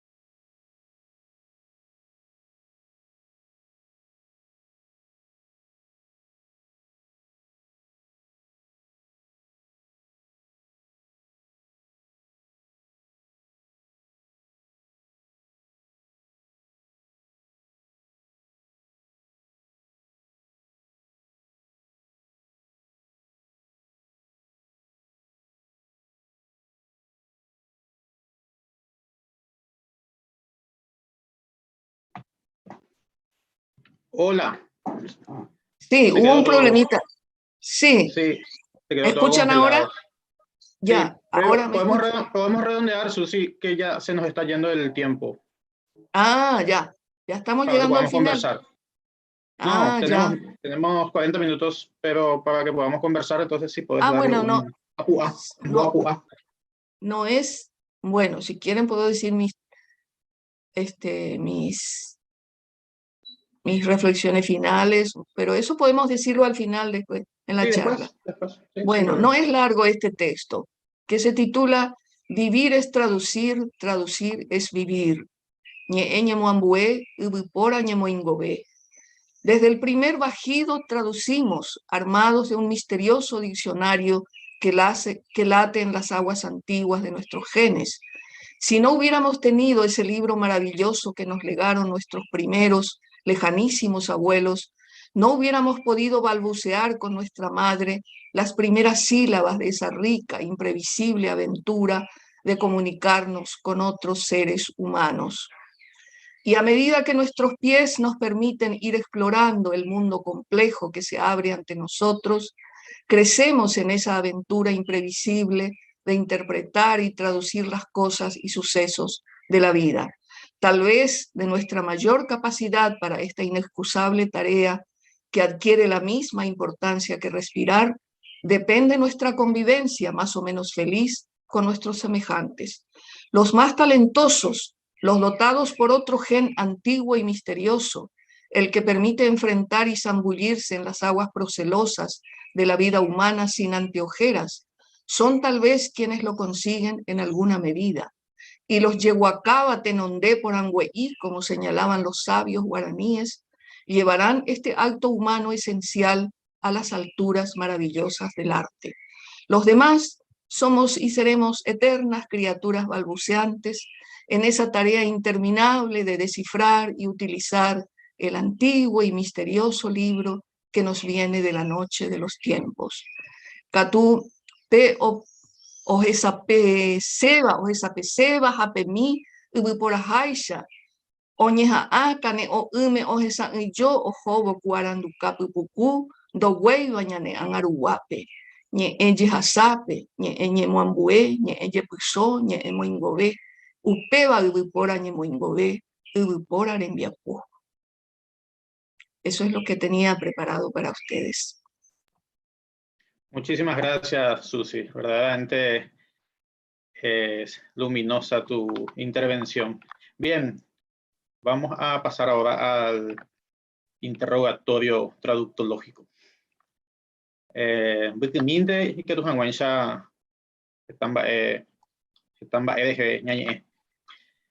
Bien, ¿cómo se enfrenta uno a un poema en castellano que tiene que volcar al guaraní? ¿Qué proceso mental es el que se da qué proceso mental ocurre en la cabeza de un traductor ¿Qué pasa en tu caso, Feliciano? Tenés un poema en castellano y tenés que volcarlo al guaraní. ¿Cómo empezás a trabajar? La misma pregunta para vos después, Susi. Sí, bueno, primero que nada, tengo que conciliarme con el texto, tengo que leer bien, buscar algunos problemas que me puede crear la traducción, trabajar esa misma palabra o expresión, porque, bueno, tratar de entenderme yo con el texto y luego empezar a trabajar lentamente, preparar el camino, porque hay palabras, por ejemplo, que en el texto castellano y en nuestra cultura no existen. Entonces, ¿qué vamos a hacer? Porque tenés alternativas, ¿verdad? Usar, prestar la palabra, crear una palabra o buscar el recoveco, darle la vuelta a la palabra, a la expresión, o poner, por ejemplo, una palabra parecida que existe en nuestra cultura, como por ejemplo yo suelo citar cuando dice cascarita de nuez. Nuez no existe en nuestra cultura, prácticamente lo vemos en Navidad, Año Nuevo, una cosa así, en fiesta. Sin embargo, ahora ya tenemos poquito en el país. Pero yo, por ejemplo, al nuez, utilizaría la palabra mandubí, por ejemplo, que me parece que va un poco más acorde a esa expresión. Y bueno, el trabajo es lento, una traducción es lenta, uno se prepara mentalmente cómo va a abordar este desafío. Y bueno, generalmente se traduce, en realidad es una versión, no una traducción, ¿verdad? Yo no voy a una traducción literal y bueno, entonces es una versión mía que se parezca bastante al texto original. Para ello también hay que conocer muy bien ambas lenguas, tanto la castellana como la lengua guaraní, para poder hacer un buen trabajo. Bueno, una vez terminado, bueno, lo hacemos reposar un poquito, luego lo vemos de vuelta y cuando más o menos parece que, a mí me parece que se parece al texto, ahí recién lo dejo hecha la traducción. Ya, entiendo, perfecto. Esto que contabas de nuez que no tenemos en nuestra cultura y que tradujiste como el maní. Recuerdo en Gabriela Mistral una traducción de un poema de Susi Delgado. Susi tradujo, en el verso de Mistral decía los dátiles, y nosotros no tenemos acá esa palmera datilera, entonces ella encontró la salida con Pindoraí, que es una planta que pertenece a la misma familia, digamos, no es la misma planta, pero bueno, es una solución similar a la que mencionaste. Susi, y en tu caso, ¿cómo es? ¿Cómo te enfrentas a un poema que vas a traducir al guaraní, un poema en castellano?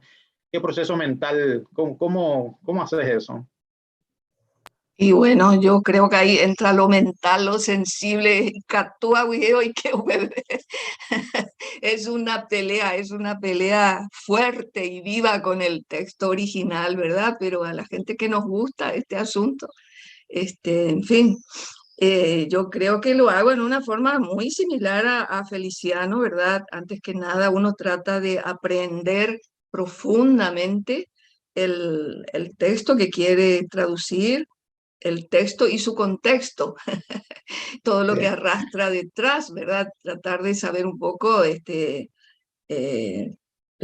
al autor que está detrás, al contexto cultural que está detrás, y masticar muy bien, así como dijo Feliciano, masticar cuidadosamente y con todo el tiempo necesario ese texto antes de lanzarse al mar proceloso, porque es un mar proceloso. Y eso tiene que llevarnos el tiempo necesario, una traducción y sobre todo una traducción de poesía.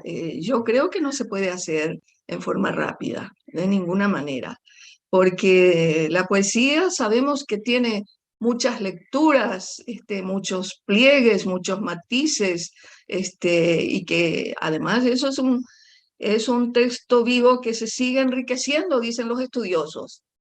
No existe el texto totalmente fijo.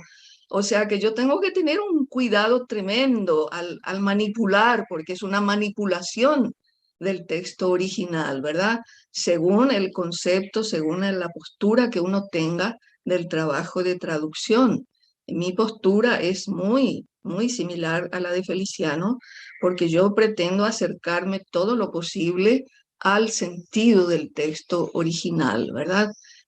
No hago lo que hacen otros traductores con posturas muy respetables sobre el tema, de que hacen eh, transformaciones, ya sea del tipo cultural o de tipo del lenguaje. El lenguaje es fundamental también, porque si de repente estamos trabajando con un texto que tiene un lenguaje popular, tenemos que tratar de reflejar también eso, ¿verdad? El lenguaje que tiene el autor original, por ejemplo, y todos los aspectos que tiene un texto de partida merecen una y mil lecturas cuidadosas antes de arremeter. Sí, me parece muy bien esto que dice Feliciano, lo de masticar, masticar y masticar como un rumiante antes de poder dar la versión que uno va a llamar final. Bien, Feliciano, vos escribiste este libro, un libro de haiku, y me da la impresión de que el guaraní es más apropiado para la escritura del haiku, porque sus vocablos son más concisos, tienen palabras más cortas, a diferencia del castellano que suele tener demasiadas sílabas, digamos. El guaraní te permite decir más en menos, algo que es esencial para esta estructura de 5, 7 y 5 versos del haiku. ¿Qué pensás al respecto, Feliciano?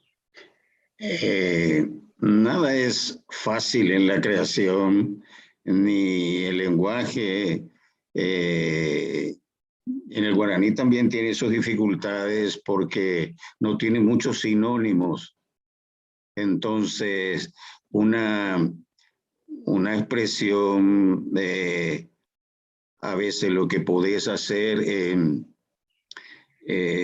un poema, por ejemplo, es diferente porque ahí te exige sílabas que tienen que ser o sí, y bueno, el castellano tiene esa posibilidad de que tiene muchos sinónimos, poder recurrir a eso, a veces tiene más sílabas, menos sílabas, y el guaraní no. Pero siempre es un trabajo de mucho cuidado, un trabajo que nunca va a salir un haiku así de manera repentista, sino que tiene que ser bien trabajado. Como siempre digo, tener mucho cuidado en las expresiones. Yo normalmente en el haiku no utilizo, por ejemplo, neologismo. Trato de hacer, por ejemplo, utilizar la misma lengua de la mejor manera posible. Muchos trabajos no llegaron a su término precisamente por eso, ¿verdad? Porque no he encontrado, por ejemplo, una expresión, una palabra que me dé una sílaba que necesito para ese trabajo. Así que en toda creación es muy difícil, tanto en castellano como en guaraní, uno tiene que trabajar mucho, tiene que pensar mucho, y ahí llegamos a veces a una buena conclusión. Sí, Iña, calla, igual el asunto. Ahí la pecha. Susi, y en tu caso, Susi, en tu caso, hace poco salió una traducción que hiciste de un libro de haiku llamado En una baldosa Cuirendá Peteime. ¿Cómo te resultó ajustarse al corsé de esta métrica tan exigente de 5, 7, 5 sílabas? Porque tradujiste con métrica los haiku. Y yo creo que el guaraní es muy apropiado para cultivar el género del haiku, porque tiene toda una terminología rica, abundante, de palabras ceñidas que se adaptan a esa forma tan chiquitita, tan económica ya es súper, ¿verdad? Yo creo que el guaraní es muy apropiado. Podríamos promover el haiku en guaraní. Yo también he perpetrado algunos que están por ahí esperando su momento. Y bueno, y traduje ese libro del señor Javier Viveros, no sé si lo conocen. Que fue un placer, porque es un poemario muy rico de temática, ¿verdad? Manteniendo la forma estricta del haiku, ¿verdad? En ese sentido es muy medido, muy riguroso el tema, pero su temática era muy amplia, es muy amplia, y entonces me encantó trabajar y me gusta mucho. Yo soy medio experimentadora, desde luego, y me gusta de pronto, aunque sea a modo de ejercicio, perpetrar ciertas cosas. Por ejemplo, nunca jamás mostré los sonetos que he perpetrado. Los considero ejercicios. Tenemos que ver publicados esos sonetos, Susi. Feliciano, ¿te parece, Feliciano, que es necesario ser poeta para hacer buenas traducciones de textos poéticos? ¿Es como una condición indispensable para lograr buenos resultados al traducir poesía? Yo creo que el poeta tiene más ventaja, ¿verdad? No seguramente que sea el único que puede hacer. Una persona que leyó mucha poesía, por ejemplo, puede hacerlo, ¿verdad? Pero el poeta tiene más ventaja por lo que maneja, cómo funciona un poema, porque aquí se presenta diversas situaciones. Hay poesía, por ejemplo, con versos libres, y otros que son medidos, que también es muy estricto, y para acercarse a eso y sacar ventaja, tiene que trabajar mucho. Es así. Sí, yo comparto eso. El poeta tiene esa ventaja por el trato prolongado que tiene con la palabra, ¿no? Susi, en tus traducciones noto que siempre tratas de transportar la música de los versos, tratas de imitar esa secuencia rítmica, tratas de mantener eso que es tan fácil que se pierda en la mudanza. Me acuerdo que la Yamaha justamente decía eso, que la música es lo más difícil de transportar. Esto que Ezra Pound denomina la melopoeia, es que la palabra se carga de una significación más allá de su significado en primer nivel. Es como cuando la poesía está a un paso de convertirse en música. Vi, por ejemplo, en tus traducciones de Mistral que casi siempre usas la misma métrica. Si ella usó heptasílabos, tus traducciones tienen heptasílabos. Si son hexasílabos, vos traducís como versos de 6 sílabas. Siempre tratás de transportar esa música interna del verso. Se ve que tiene mucha importancia para vos. Y ayer justamente cuando repasaba Horóscopo Tucué, ayer justamente encontré, en este primer poema que se llama Esos pequeños seres, encontré este verso, el de Olga Orozco, dice: ni por el musgo que crece murmurando sobre el corazón, ni por el musgo que crece murmurando sobre el corazón, que vos tradujiste, Susi, Tera itapotú okakuaba ongururubo corazón ari.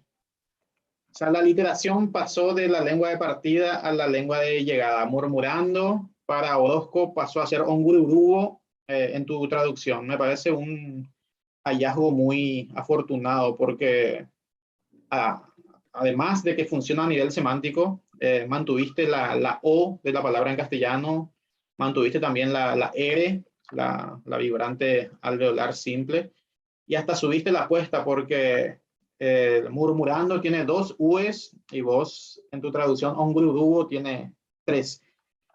Me parece, como te digo, un gran hallazgo. ¿Qué clase de hechizo es ese, Susi Delgado? Y mi abuelita hubiera dicho ante esa pregunta, Dios pequeño y cuá, hubiera dicho.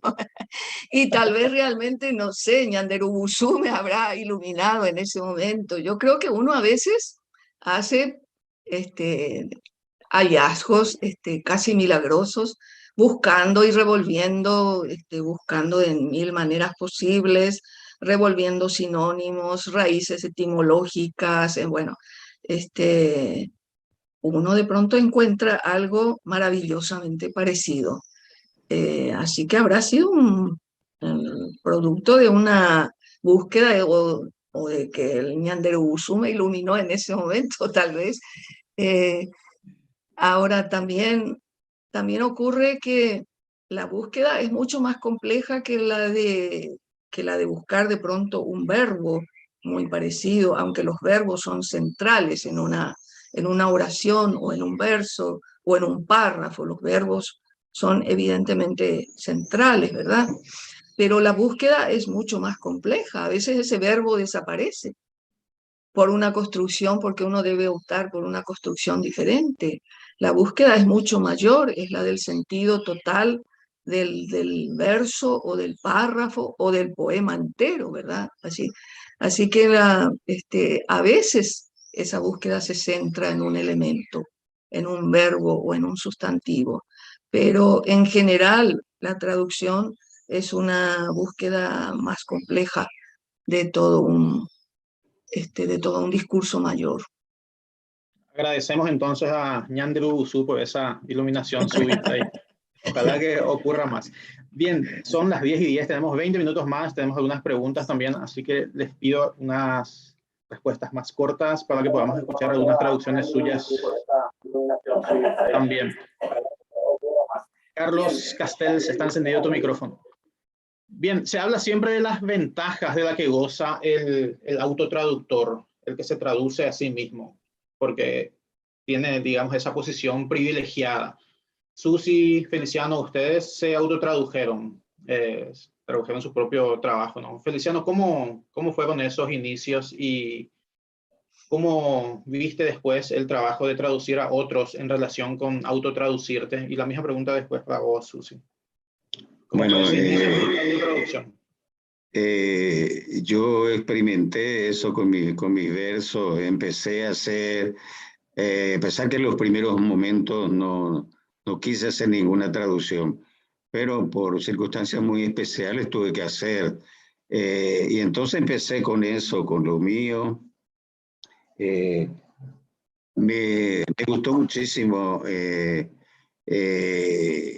Los primeros tiempos me costaron, ¿verdad?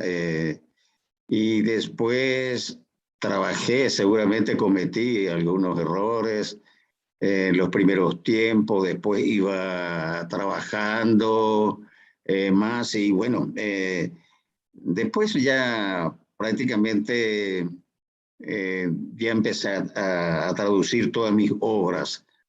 Y eso me facilitó, empecé a ver un poquito, a leer a algunos autores, a ver un poquito cómo tiene que ser la traducción, porque anteriormente, Puitun Wipe y que UPP, Yepa, solo entré así sin conocer nada.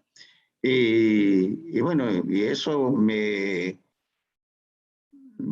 ayudó muchísimo a trabajar textos de otros, ¿verdad?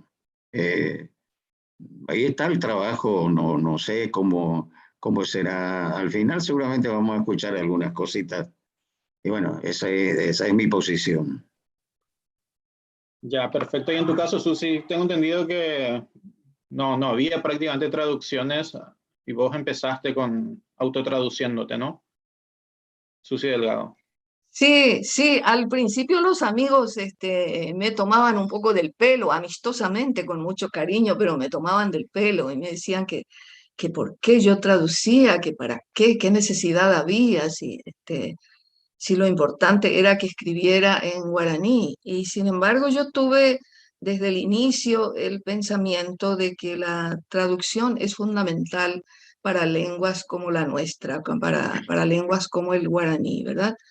Yo tuve ese pensamiento y lo sigo manteniendo hasta hoy, ¿verdad? De que tenemos que saltar sobre el coraz, como suelo decir, ¿verdad? Tenemos que proyectar nuestra lengua más allá de su ámbito propio.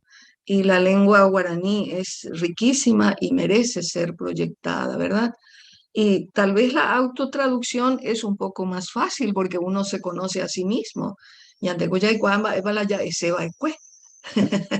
Entonces, tal vez en ese sentido es un poco más fácil, pero como dice Feliciano, nos hemos metido en este campo que hace algunas décadas era realmente huérfano de ciertas cosas, ¿verdad? Fuimos armándonos de a poco de conocimiento de este terreno que hoy en día sabemos que son temas de especializaciones en las mejores universidades del mundo, son temas de una bibliografía ya inabarcable, etcétera, etcétera, ¿verdad? En el Paraguay, y creo que la gran mayoría de quienes cultivaron la traducción en el Paraguay, empezamos haciéndolo, respondiendo al pensamiento, a la necesidad que veíamos de que se hiciera esa traducción. Respondimos a eso y fuimos aprendiendo en el terreno, fuimos avanzando en el terreno.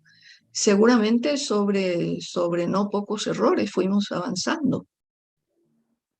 Ya, perfecto. Gracias, Susi. Tenemos algunos comentarios del público. Ada Ortellado nos dice, claro, si se realiza una traducción a la primera, el texto original puede perder el sentido que quiere transmitir. Por eso es lo que hablaba Feliciano de masticar varias veces hasta que queda algo medianamente aceptable. Como se suele decir, una traducción se abandona, nunca está terminada. Uno se cansa y la deja. Y Adenilson Barros de Albuquerque pregunta, en las conversaciones diarias se utilizan muchas metáforas en el idioma guaraní. Sí, eso de Ambobuca, Misalomo y demás son metáforas que ya están instaladas. Algo que me llama mucho la atención en el trabajo de ustedes es la creación de neologismos, Susi, Feliciano.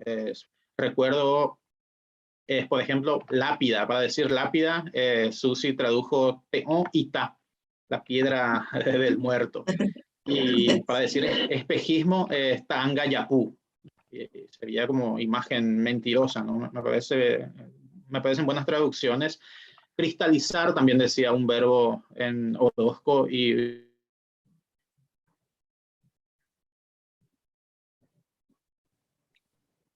Se fue el son sonido. como equivalencias cercanas, aproximaciones, y así es como se trabaja. No hay, creo, ¿verdad? Les pregunto a ambos, ¿podemos hablar de una receta?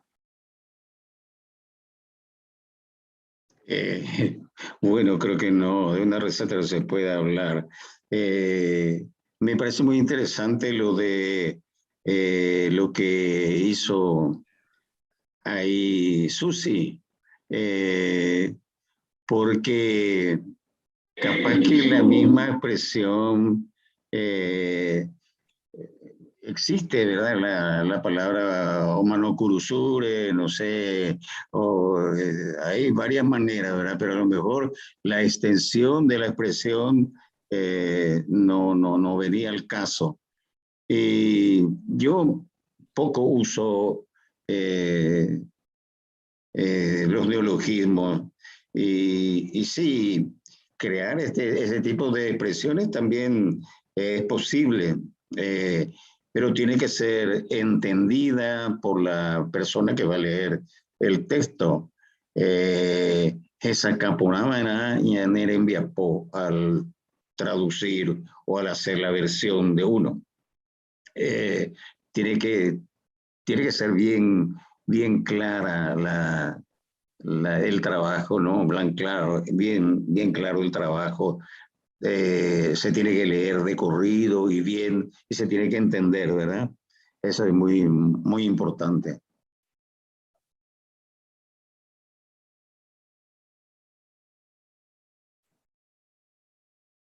Yo creo que el guaraní desde luego nos aporta raíces, como ya mencionábamos al principio, raíces con una carga poética muy interesante, a partir de las cuales se pueden crear pequeñas palabras nuevas, ¿verdad? Y también algo que se me quedó hoy en el tintero que es muy importante y que tiene que ver con esto de buscar de pronto palabras que se ciñan a ciertos límites, es lo que me preguntabas más temprano respecto a la búsqueda de la música, Javier. Para mí la poesía es música en esencia, son hermanas gemelas. Entonces, para mí la poesía siempre tiene su cadencia, su musicalidad. Los grandes poetas son cantores a su modo, ¿verdad? El poeta, los poetas más admirables cantan, en mi opinión, ¿verdad? Y la poesía debe cantar. Son hermanas gemelas para mí. Y no solo para mí, es el concepto que tiene mucha gente que está en este campo, ¿eh? Por eso la forma tiene que ciertamente está al servicio de lo que dice, ¿verdad? Pero es fundamental. Gracias, Susi. Tuve una caída intempestiva. Podemos hablar de una receta o un conjunto de prácticas que debe seguir el buen traductor de poesía, o eso es imposible? Feliciano ya contestó eso por su parte, no sé ya. Sí. Ok, Por perfecto. Bueno, fue el momento que tal vez se te desconectó. Sí. En mi opinión, pienso lo mismo que Feliciano, no existen las recetas únicas ni los caminos únicos, los métodos no existen. Y yo pienso, llevada por mi modesto camino, de que de repente cada autor, cada tema y tal vez hasta cada poema nos pide un camino diferente, una búsqueda diferente, ¿verdad? Mencionábamos ya los problemas de las particularidades que nos impone el tema, el lenguaje del autor, el contexto en que se enmarca esa obra poética, etcétera, etcétera. La estética de ese autor es una de las máximas pretensiones. Y la estética tiene mucho que ver con ese elemento que reciencito mencionaba de la musicalidad de un autor determinado, ¿verdad? Ya, gracias, Susi. Estoy con una conexión de internet inestable, por lo que apago la cámara. Hay una pregunta de Rancés Fernández García para Feliciano. Dice Feliciano, usted ha dicho que cuando traduce o escribe haiku en guaraní no suele usar neologismos. En otro tipo de textos, tanto poéticos como en prosa, ¿los utiliza? ¿Usas neologismos, Feliciano, en otros tipos de textos poéticos o en prosa que no sean haikus? Esa es la pregunta de Rancés. Raras veces utilizo yo los neologismos. Yo prácticamente no hago otro tipo otra clase de traducción, sino traducciones poéticas. y en mi propio trabajo, mi propia creación, yo uso poco porque poco o nada. Es la respuesta que le puedo dar. Ya, magnífico. Bueno, nos quedan 8 minutos, así que voy a pedirles a cada uno que lean un poema en guaraní y su traducción al castellano. Podemos comenzar contigo, Feliciano. ¿Cómo no? Vamos a ver un poquito una obra mía. Upekaru. Upekaru ro upe yahesana mo guareña niranga ma be guare semandua nyambo hasaye pe yupe hayahesa nyandere koveranga nyanyandu nyande pukabu hayande a oikobeye nyaniranga pe upesahawi ama endrehe handere sape erebe sasebe etaite karuma o hasaha haoima haoye owa o hobo nyandere kobewi repu a rejo arera ha ndeati iremandu arabengwe haseañandu nyembe así wa o tuise anga kuape. Aquella tarde cuando veíamos nuestras antiguas fotografías, muy antiguas, recuerdo, nos pasábamos uno a otro y veíamos en ellos la imagen de nuestras vidas. Nuestra sonrisa y alegría renacieron con nuestros retratos. De repente te miré y parecía que con tus ojos me decía que ya han pasado muchas tardes, desteñidas algunas en nuestras vidas.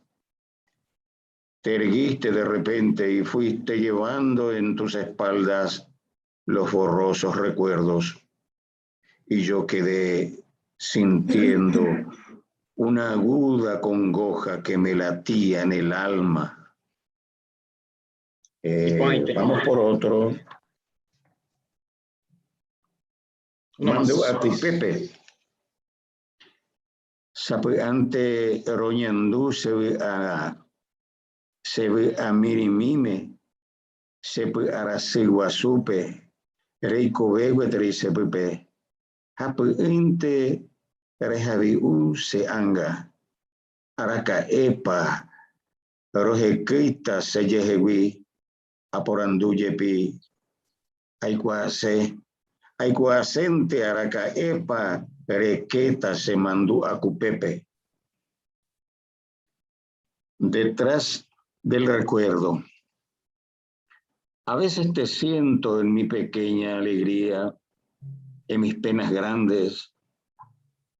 Aún me habitas y acaricias mi alma de repente. ¿Cuándo me deshabitarás? Me pregunto. Quiero saber. Solo quiero saber cuándo dormirás detrás de mi recuerdo. Y bueno, vamos a ver. ¿Seguimos? Gracias, Feliciano. Voy a leer ahora otro. Nos quedan 5 minutos nomás, 4 minutos nomás nos quedan, Feliciano. Voy a pedirle a Susi que lea lea también. Perfecto, y después redondeamos y cerramos. Muchas gracias. Susi Delgado, te escuchamos. Estamos llegando a la hora. Sí, yo quiero leerles un pequeño ejemplo de mi traducción de, en este caso, de Emiliano R. Fernández, de su conocido poema Coetilla B, un fragmento porque es un poco largo. Coetilla B. Coembapotama tu pasere keba, epun ejeshandera jujami, peina manuaje ñanderesapeba, ubaga apupe con emorotí. En la versión al castellano dice: ya despunta el alba, diosa adormecida, levántate y mira a este ser que te ama. Aquí está llegando lo que nos alumbra, a orillas del cielo, blanco amanecer. Huiramima umaba o pura heipama, haipotillera rosa puntaite, caagüimbutepe, cuhuira campana, peina o repica con etilla ve. Los pájaros cantan unidos en coro, sus pétalos abre la rosa rojísima, en medio del bosque el pájaro campana está repicando con el sol que asoma. Cabrilla o yagbuba cuarajure y quepe, ja estrella o va momburumburu, shenero betame moraljuaputepe, shepurajeimime romongerasu. Cabrillas que caen hacia el poniente y estrellas viajeras que se mudan lejos, yo en tu ventana sumido en amor, con mi pobre canto te hago desvelar. A PPB y Ponama, yepa. Excelente. Muy bueno. Sí, gracias, Susi. Bueno, entonces tenemos, digamos que como conclusión, que traducir poesía es una misión posible y que es ejecutada con diversa suerte. Tenemos que no hay traducciones definitivas, las lenguas cambian con el tiempo, por lo tanto también cambian las traducciones o deben cambiar. En ese sentido, Borges decía que el concepto de texto definitivo no corresponde sino a la religión y al cansancio. No se puede ser normativo en el campo de los estudios de la traducción. No hay una receta que funcione. Hay que ir paso a paso haciendo la traducción y haciendo los descubrimientos. ¿Algo para cerrar? ¿Algo cortito, rotundo, conciso, Feliciano? Sí, voy a leer un poquito un poema que traduje de Carlos Martínez Gamba. Dice así: O que ereje hoy que ibiture o ha ibotutupe uñembo ute o te ko osirija te sarai beime amoñepiruna mo aisa serape ko embotavo mbaepu o kiriri kiyuye risinte o sinini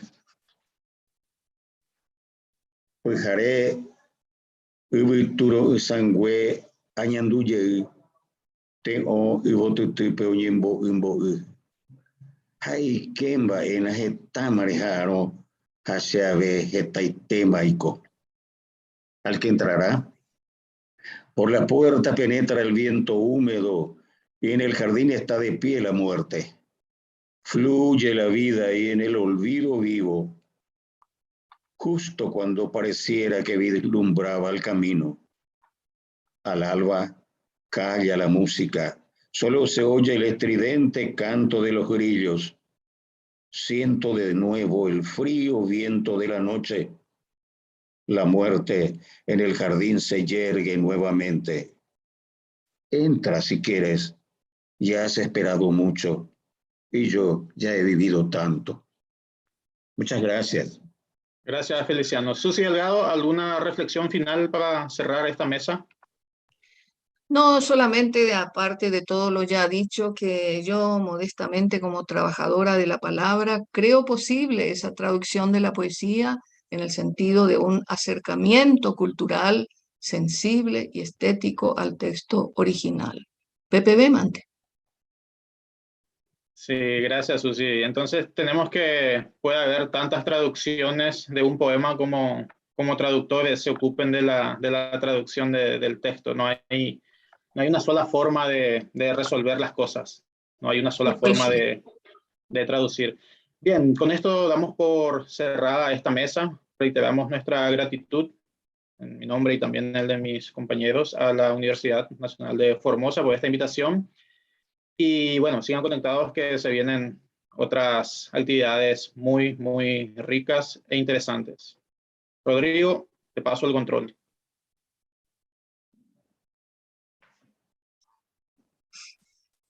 Fenomenal, muchísimas gracias. La mesa deslumbrante, fenomenal, fabulosa. Voy a ir acumulando adjetivos.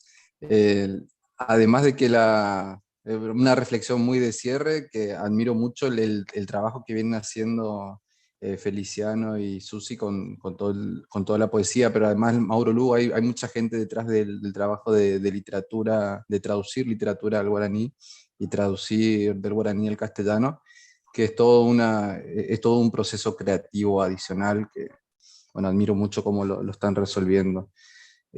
Ahora damos por concluida esta mesa de conversatorio y nos queda como próxima actividad la primera mesa de ponencias, donde se van a intercambiar algunos avances de investigación en torno a estudios de lingüística. Vamos a tomarnos una pausa, una pausa tereré para acomodarnos un poco y regresamos. Pueden ir cerrando sus cámaras como para que no quede la transmisión activa. Muchas gracias. Dale, gracias, Rodrigo. Volvemos en un ratito. Ok.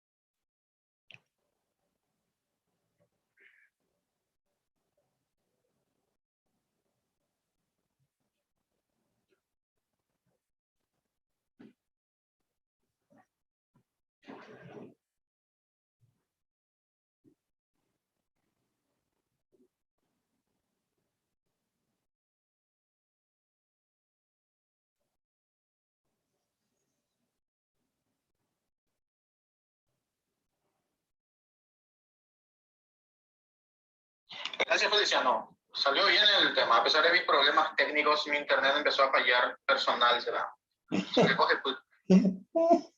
Yo creo que sí, está bien.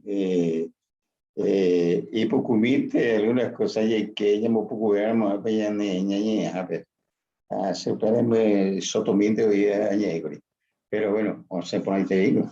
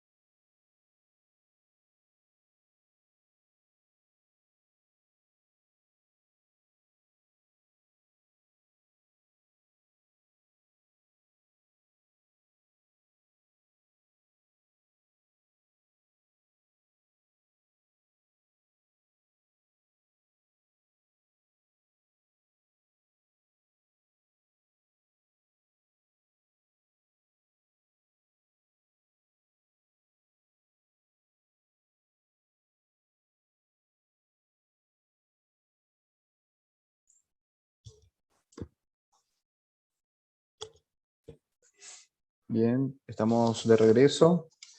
Voy a pedir a quienes van a exponer a continuación en la mesa de ponencias número 1 que enciendan sus cámaras, así podemos aparecer en la transmisión. A continuación, buen día Florencia. No te escucho, si hacemos una prueba de audio. Hola, buen día. ¿Qué tal? ¿Cómo estás? Ay, sí. A Silvina.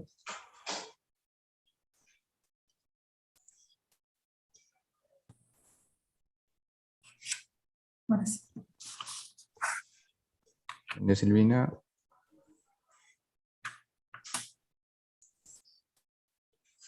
Bien, vamos a proceder.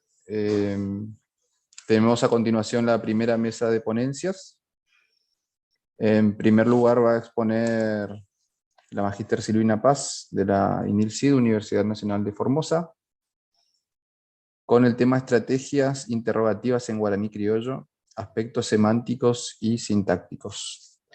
Seguidamente va a exponer Florencia Ciccone con el tema de la Universidad de Buenos Aires, CONICET, Argentina, con el tema Construcciones con sincópula en lenguas tupí-guaraníes meridionales, aspectos tipológicos y morfosintácticos de un tipo de predicación nominal.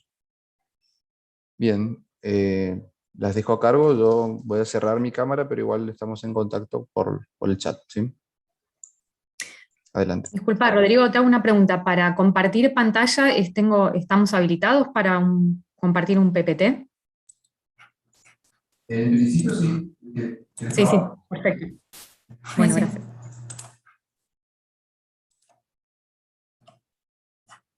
Buenos días a todos. Bien, el trabajo que voy a presentar en esta oportunidad fue realizado en coautoría con la doctora Alejandra Vidal, y el objetivo de esta exposición es describir y analizar las dimensiones semánticas y sintácticas de las construcciones interrogativas en guaraní, a partir de datos de la variedad oral del guaraní de Formosa. Entonces, paso rápidamente. A ver.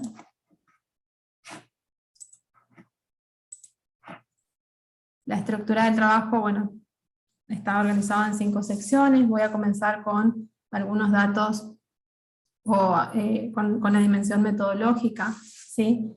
Los datos que presentamos en esta discusión fueron extraídos de un corpus de 23 textos orales recogidos en terreno, a partir del trabajo de campo realizado en las ciudades de Laguna Blanca y Formosa, como pueden ver en el mapa. Fueron obtenidos de hablantes bilingües, guaraní y español, ¿sí? Y pertenecen a diferentes géneros. Hay textos obtenidos por licitación, entrevistas, anécdotas. Una cuestión que me gustaría señalar respecto a la variedad que representan estos datos es que, como vamos a ver en los ejemplos, se caracteriza por la fuerte presencia del español, tanto a nivel léxico como gramatical, y por otro lado que esta variedad no tiene una fuerte presencia en los trabajos descriptivos sobre la lengua guaraní, justamente por la escasa documentación que existe.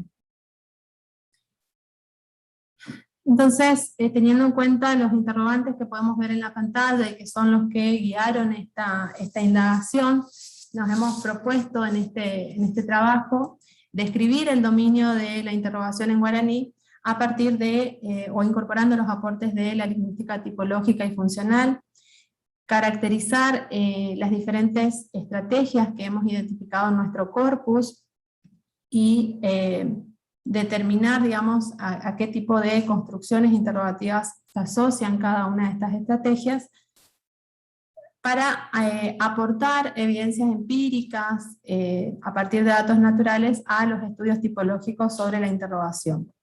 Y otro de los objetivos que nos hemos propuesto fue explicar la interrelación que observamos entre los dominios de la interrogación y de la modalidad epistémica. Para ello partimos de una noción central, que es la de construcción interrogativa. Entendemos como construcción interrogativa a una estructura sintáctica formalmente diferente a otros tipos de cláusulas, como las declarativas, exclamativas, imperativas, que desde el punto de vista semántico expresan o denotan una incógnita y que pragmáticamente implican el acto de preguntar, es decir, que el hablante requiere, ¿sí?, o solicita al destinatario información sobre algún aspecto que él desconoce. Otra cuestión que me gustaría señalar, que tiene que ver, es una cuestión más bien terminológica. Utilizamos aquí las nociones de partícula interrogativa y palabra interrogativa porque son las nociones que aparecen en la bibliografía. Cuando nosotros aplicamos estas categorías al análisis del corpus en guaraní, las redefinimos en términos de clíticos interrogativos y proformas interrogativas. Bien, estos estudios tipológicos, ¿sí?, que se basan en amplios corpus de lenguas, se centran fundamentalmente en la sintaxis de la interrogación, e intentan correlacionar la posición de las palabras interrogativas y las partículas interrogativas con el orden de los constituyentes a nivel de la cláusula, para de esa manera establecer ciertos parámetros de validez, que tengan validez para la comparación interlingüística que se propone.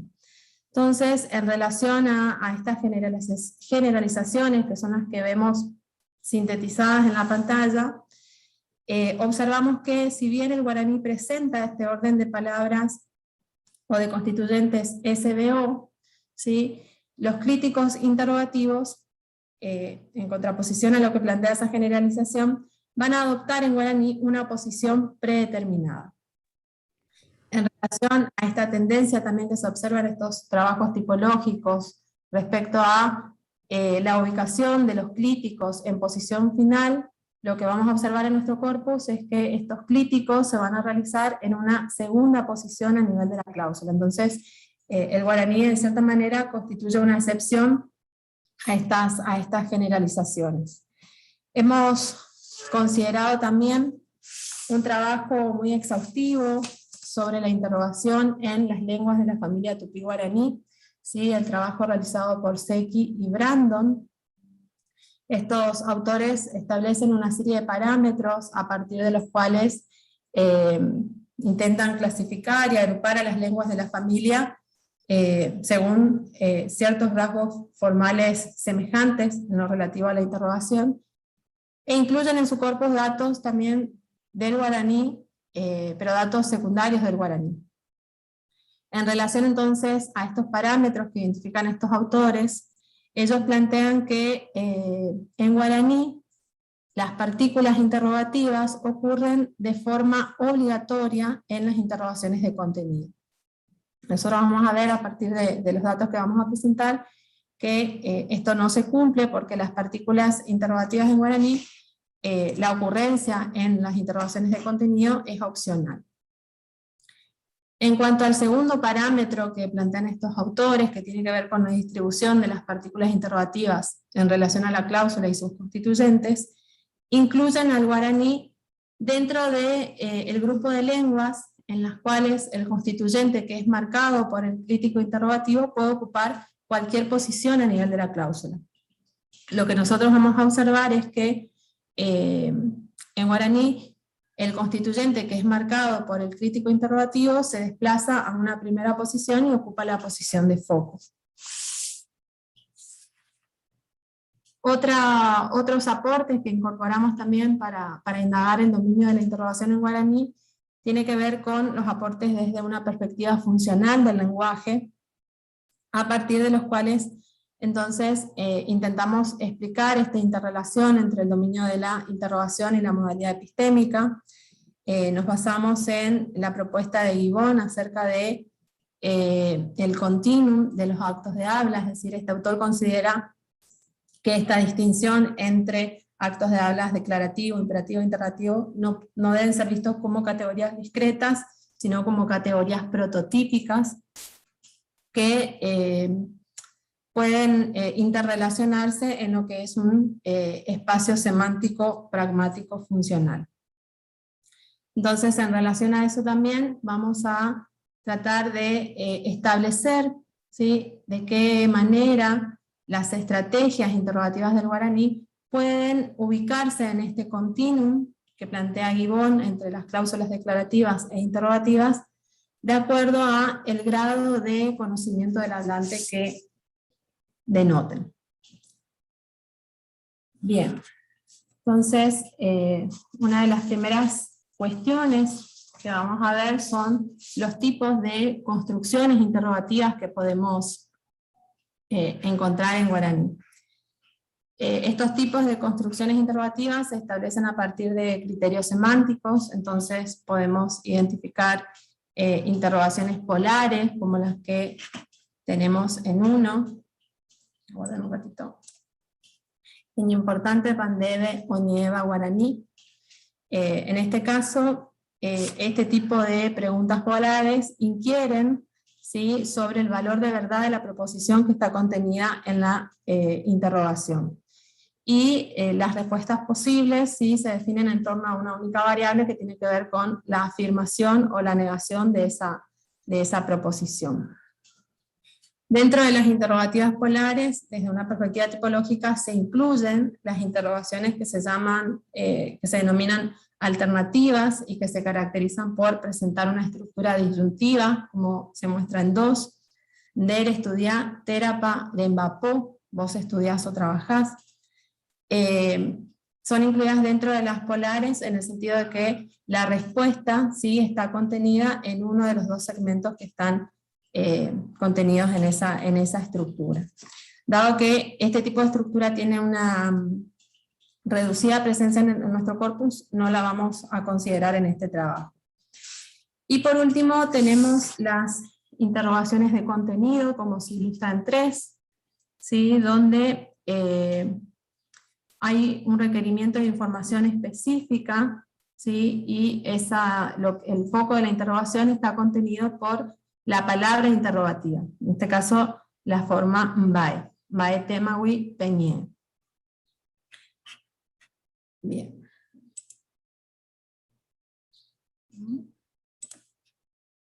Entonces, lo que vamos a analizar son las diferentes estrategias morfológicas y léxicas que se asocian a estos dos grandes tipos de interrogaciones en guaraní, que son las interrogaciones polares y de contenido.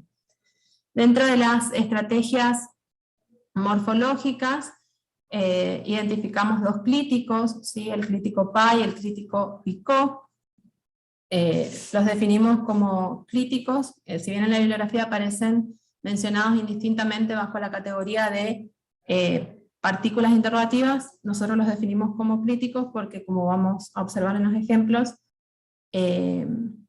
no presentan restricciones categoriales, se pueden enclitizar a elementos pertenecientes a diferentes clases léxicas, y también porque adoptan una segunda posición a nivel de la cláusula. Para indagar el significado y la oposición de estos dos clíticos, pa y picó, tomamos los aportes de Gibbon, ¿sí?, quien plantea que existen o subyacen a la interrogación ciertas convenciones epistémicas, ¿sí?, en tanto que el hablante puede tener un bajo grado de certeza o puede desconocer totalmente aquello que es objeto de su interrogación. Entonces, según nuestro análisis, esta forma pa, este crítico pa, y el crítico picó, las diferencias entre estas dos formas se basan en los diferentes grados de incertidumbre que denotan. La forma pa, como vemos en el ejemplo 4, denotaría, ¿sí?, el desconocimiento total del hablante. Siguiendo con este análisis, el crítico picó, ¿sí?, no solamente marcaría el enunciado como una interrogación, sino que estaría expresando también valores relacionados con la actitud del hablante, ¿sí?, quien posee algún grado de conocimiento y busca confirmar la validez de su proposición a través de esa estructura interrogativa. Entonces, estos contrastes entre las formas pa y picó, entre los críticos pa y picó, pueden observarse en los ejemplos que tenemos en la pantalla. Son 4 interrogaciones, todas son interrogaciones polares, pueden ser respondidas por sí o no, ¿sí? pero de acuerdo a nuestros consultantes no tienen el mismo significado, y estas diferencias en cuanto al significado están determinadas por la presencia de estos críticos.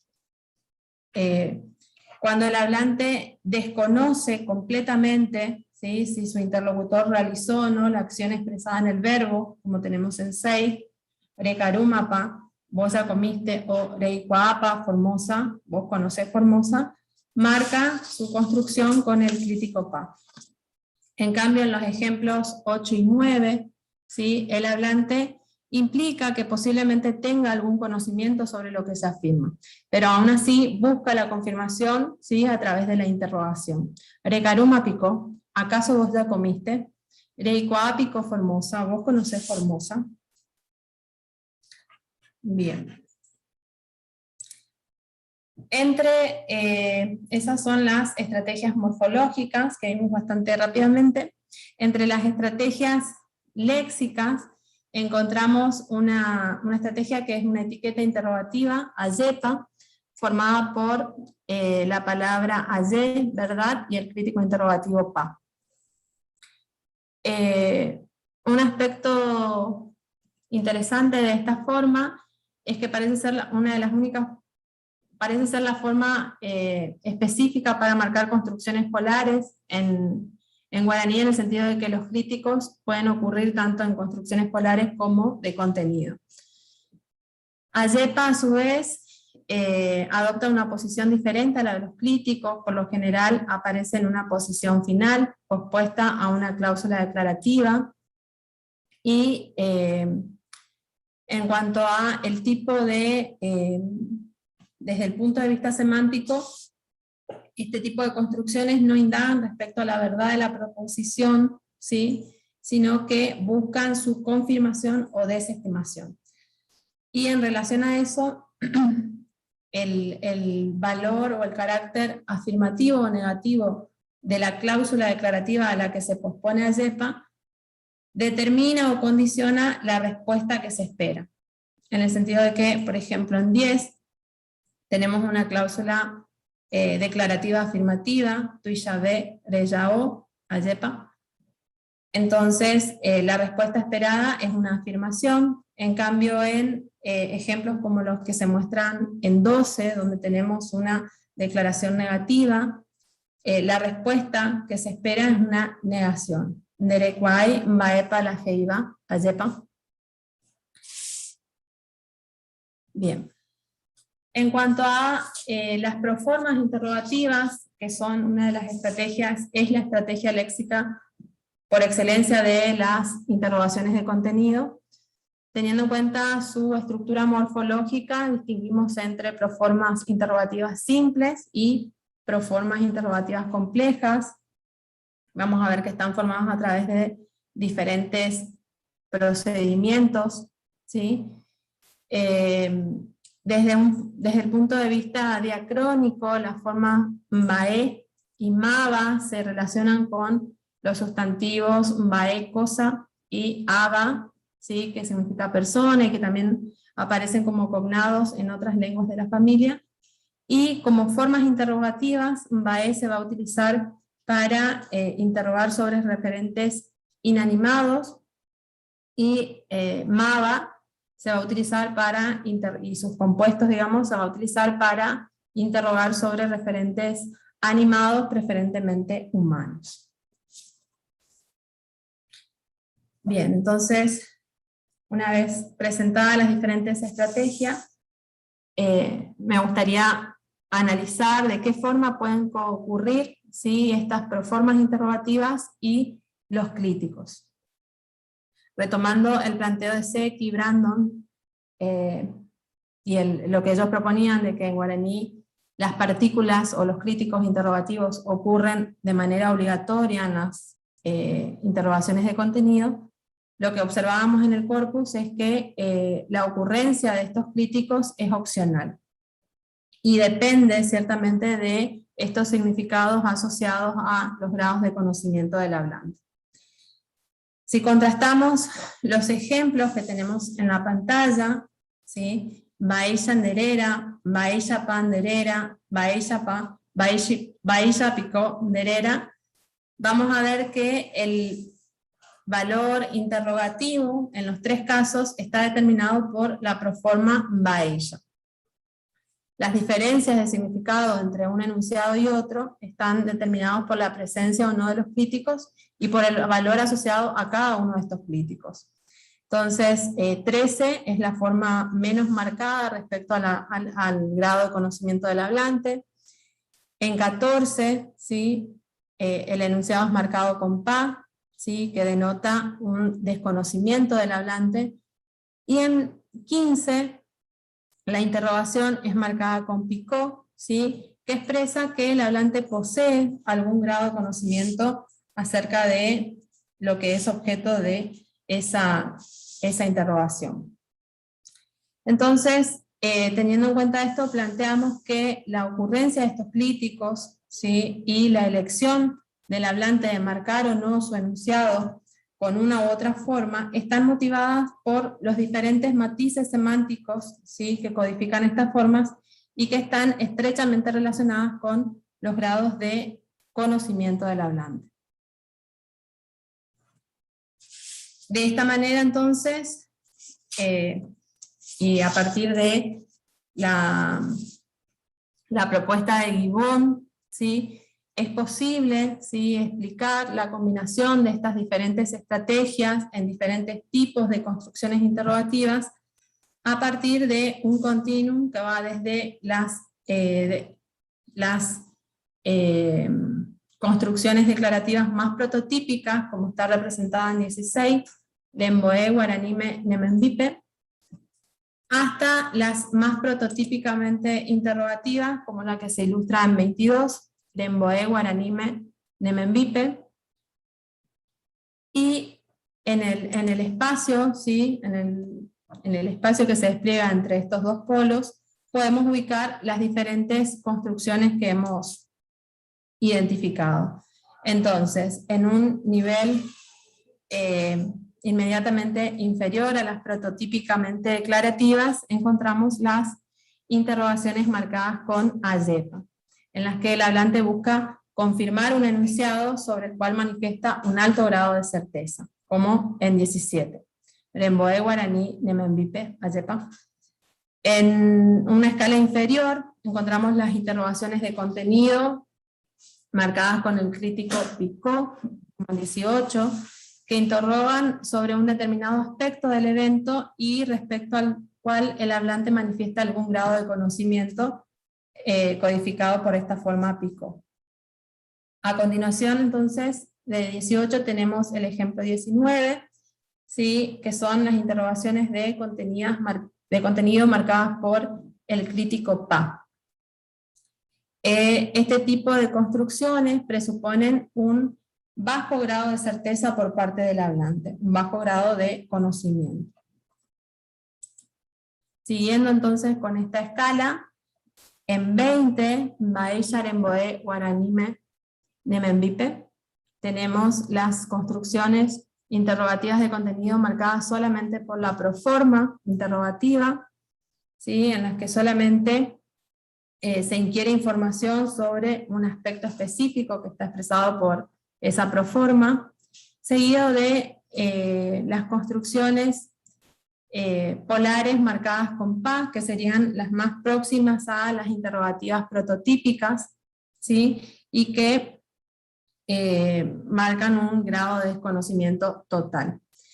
Con respecto a 22, tengo que hacer una observación que tiene que ver con que observamos de manera un poco impresionística que en guaraní se pueden formular enunciados interrogativos marcados prosódicamente con una entonación ascendente, por eso aparece 22 ahí sin ninguna marca morfológica, pero con un patrón prosódico interrogativo. Bien, entonces, como para recapitular esta presentación un poco rápida, hemos identificado las diferentes estrategias, ¿sí? Hemos identificado esta estrategia interrogativa que es la etiqueta interrogativa AYEPA, que aparece asociada a las interrogaciones polares, y las otras estrategias que pueden ocurrir tanto en las interrogaciones polares como de contenido. Hemos intentado también esclarecer, ¿sí?, las diferencias semánticas y funcionales entre estos críticos PA y PICO, ¿sí?, y explicar su ocurrencia en ambos tipos de construcciones interrogativas, y lo hemos explicado como su relación, digamos, con la expresión de los diferentes grados de conocimiento del hablante. Nos quedaría pendiente, ¿sí?, profundizar y incorporar al estudio de la interrogación en guaraní una indagación sobre los aspectos prosódicos de la interrogación, de los cuales no podemos dar cuenta en este trabajo porque justamente requieren un abordaje más específico y análisis fonológicos más refinados. Y un aspecto que es sumamente interesante para profundizar en futuras investigaciones tiene que ver con la interrelación que existe en esta lengua entre la interrogación y otros dominios de la gramática, no solamente con la modalidad epistémica, sino también con la evidencialidad. Bien, eso es todo.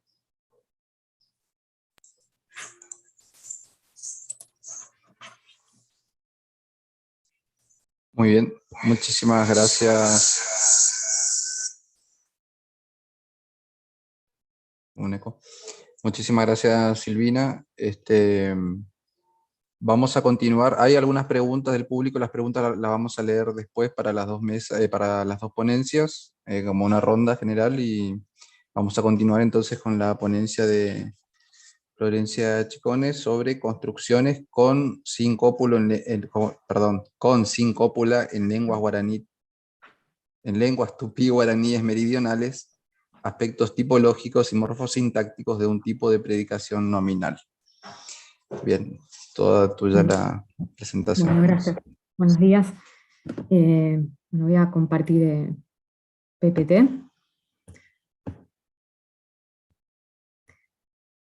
Bueno, este trabajo lo que voy a presentar es un trabajo en proceso que busca profundizar en los tipos de codificación de la predicación no verbal, específicamente la nominal y la locativa, en tres lenguas, en el tapiete, en el guaraní chaqueño y en el guaraní paraguayo. Es un trabajo en proceso, decía, entonces lo que voy a presentar hoy es específicamente los tipos de codificación de la predicación nominal, con foco en la lengua tapiete, y voy a ir comparando con algunos datos del guaraní chaqueño y del guaraní paraguayo. Los datos del tapiete corresponden a datos primarios recolectados en terreno desde hace mucho tiempo. Del guaraní chaqueño hay algunos datos primarios recolectados recientemente en el año 2019 en dos comunidades de la ciudad de Tartagal, y datos tomados de Dietrich y de material literario también, de Caurey, un poeta, y de talleres literarios que se organizaron en Tartagal. Y los datos del guaraní paraguayo se tomaron de Gregorio C. Suárez, de material literario también, bueno, y de algunas otras gramáticas, ¿no?, que fueron consultadas. Bueno, el estudio, el motivo, digamos, el interés por profundizar las formas de codificación de la predicación nominal, tienen que ver con que, bueno, en general en las lenguas tupí-guaraníes, la expresión de la predicación no verbal estuvo más centrada en la predicación adjetiva, ¿no?, por el hecho de que estas lenguas presentan un tipo, perdón, no puedo, a ver si puedo pasar. Ahí está. Un tipo que fue muy estudiado, que fue la expresión a través de verbos estativos, ¿no? Pero quizás en la bibliografía está menos sistematizado, ¿no?, los modos de predicación, de expresión de la predicación nominal, que de alguna manera van a permitir tener un mejor panorama, esa profundización de los tipos de codificación de la predicación no verbal en general. Entonces, bueno, el objetivo de la ponencia es, por un lado, caracterizar las posibilidades de codificación de la predicación nominal en lenguas tupí-guaraníes meridionales, en estas tres lenguas, con foco en este trabajo con el tapiete, desde el enfoque tipológico funcional, y por otro lado analizar comparativamente en estas lenguas la distribución de las distintas formas de codificación de la predicación nominal.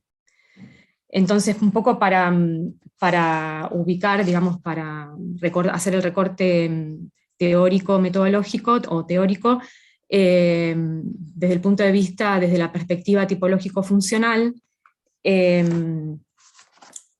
Digamos que los autores como Hengebel, Stassen, ¿no? Postulan que existen, digamos, distintos modos de expresar la predicación intransitiva, o sea, habría un dominio que es el de la predicación intransitiva, y subdominios que corresponden a, por un lado, la predicación verbal, y por otro lado, la predicación no verbal, y dentro de la predicación no verbal distinguen los tipos de predicación adjetiva, nominal y locativa. El trabajo también abordó la predicación locativa, y en algún momento a lo mejor voy a hacer algún comentario con respecto a eso, pero digamos, independientemente de la estrategia formal que presente una lengua particular, ¿no? Los ejemplos 2, 3 y 4 corresponderían a lo que se conocen como predicación no verbal, debido a que comúnmente son construcciones con un predicado central no verbal, más allá de si están acompañadas o no por una cópula, ¿no? En este caso están ejemplificados a partir de datos del tapiete. Entonces, en este sentido, es importante distinguir entre cláusulas con predicados no verbales, por ejemplo en lenguas donde existen cópulas verbales, y cláusulas no verbales, como en el ejemplo 3, donde la predicación surge de la yuxtaposición de un pronombre y de una frase nominal.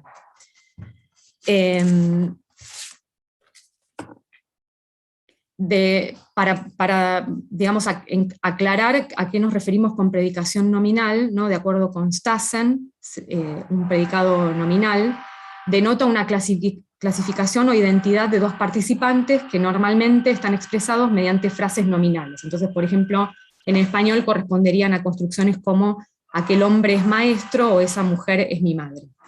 Este tipo de predicados también ha sido denominado construcción copulativa, ¿no? En bibliografía clásica, aunque la cópula en realidad puede ser una estrategia formal de codificación de ese tipo de predicados. Entonces, en las lenguas tupí-guaraníes en general, aparentemente la predicación nominal canónica se codifica mediante construcciones no verbales formadas por yuxtaposición de dos frases nominales, o de un pronombre y una frase nominal, como se ejemplifica en 5, 6 y 7 para cada una de las 3 lenguas que estamos considerando. Este tipo también se encuentran en otras lenguas tupí-guaraníes, incluso no del grupo meridional, o sea, esto no lo aclaré, pero las lenguas tupí-guaraníes se clasifican, hay un trabajo clásico que es el de Arión Rodríguez, que clasifican en 8 grupos. El meridional correspondería lo que para Arión Rodríguez es el grupo 1, y Rodríguez y Cabral, y para Dietrich, digamos, serían las lenguas del sur, ¿no?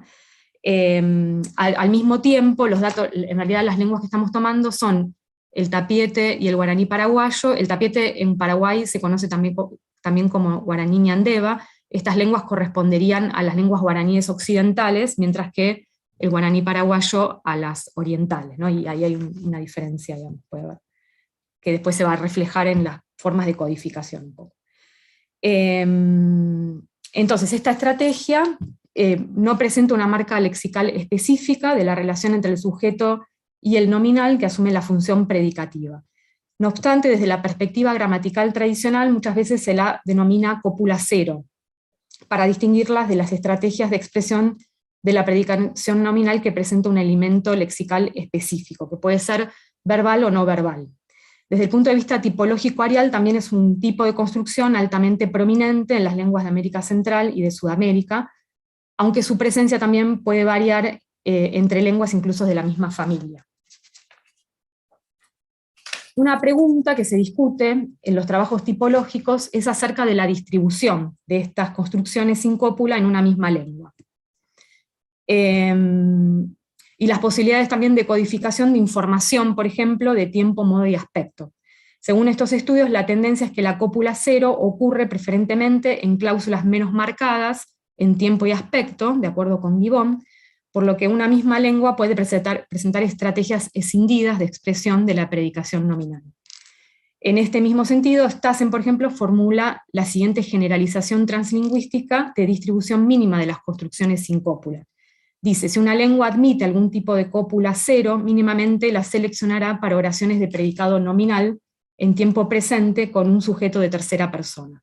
Es decir, que de alguna manera esta formulación establecería 3 generalizaciones tipológicas. Una es que la estrategia de yuxtaposición es más frecuente en las lenguas para la expresión de la predicación nominal, con respecto a otro tipo de predicación intransitiva, por ejemplo la locativa, que es donde es menos frecuente la estrategia de yuxtaposición. También ocurre preferentemente en cláusulas de tiempo presente o de tiempo aspecto menos marcado en una lengua, y por último ocurre con mayor frecuencia en sujetos de tercera persona. Es decir, que si una lengua admite construcciones sin cópulas de algún tipo, digamos, las presentará, ¿no? Presentará evidencias de este tipo seguramente en construcciones en presente y en tercera persona, y opcionalmente podrá desarrollar tipos translingüísticamente menos frecuentes, con otras personas o con otro tipo de expresiones de tiempo, modo, aspecto. En los ejemplos que analizamos, encontramos que la estrategia de yuxtaposición se admite en las 3 lenguas más allá de la tercera persona. Entonces, por ejemplo, en los ejemplos del 8 al 10, encontramos la estrategia de la yuxtaposición en construcciones que presentan la primera persona y la segunda también. En estos casos, el sujeto se expresa mediante el pronombre de la primera persona o de la segunda, ¿no? Otra observación es que en el caso del guaraní chaqueño, además el pronombre de primera persona ocurre junto a un sufijo co, que aparece en posición inicial y que aparece en casi todos los ejemplos, y que es una marca de refuerzo deíctico, de acuerdo con Dietrich, que estaría de alguna manera reforzando la identidad del sujeto. Esta sería una particularidad de esta lengua con respecto al tapiete y al guaraní paraguayo. Además vemos, por ejemplo, que en el caso del ejemplo del tapiete, el pronombre de primera persona aparece sufijado con una partícula ue, que expresa un sentido adverbial de también, ¿no? En el caso de las construcciones de tercera persona, el sujeto puede ser expresado mediante demostrativos, como habíamos visto en el ejemplo 6, en predicados nominales referenciales, o mediante frases nominales con marcas posesivas, como se ve en el ejemplo 11 también. Además, en el ejemplo 11 del guaraní paraguayo, la frase nominal, digamos, predicativa, no solo presenta un posesivo, sino que también aparece junto, ocurre con una cláusula relativa marcada con el nominalizador va.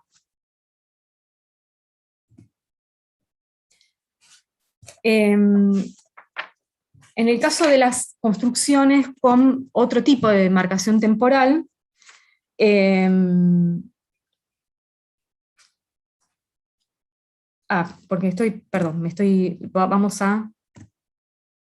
Bueno, en el tapiete encontramos que en el caso de las construcciones que expresan tiempo futuro, en ese caso aparece otra estrategia que no es la de la yuxtaposición, sino la del uso de un verbo auxiliar, que es i, donde aparece, por ejemplo, hipo, el sufijo po, a ver acá, no sé si marca el futuro, ¿no? Y en este caso, en realidad, cuando la lengua necesita expresar, cuando se necesita expresar tiempo, en ese caso, el tiempo no puede ser marcado en un nombre, en una frase nominal, o en un pronombre, y entonces la lengua recurre a otra estrategia, que es el uso de un verbo auxiliar, y que en realidad es un verbo, se traduce en general en todas las lenguas guaraníes como estar, pero es un verbo, no es un verbo pleno, aparece como un auxiliar en algunas construcciones, sobre todo en tapiete y en guaraní chaqueño, y en este caso es la estrategia alternativa que utiliza la lengua, ¿no? Esta misma estrategia ocurre para la expresión de la predicación nominal en cláusulas subordinadas, o sea que cuando necesita expresar una construcción subordinada, que es el mismo ejemplo, creo, sí, por ejemplo, oira, ¿no?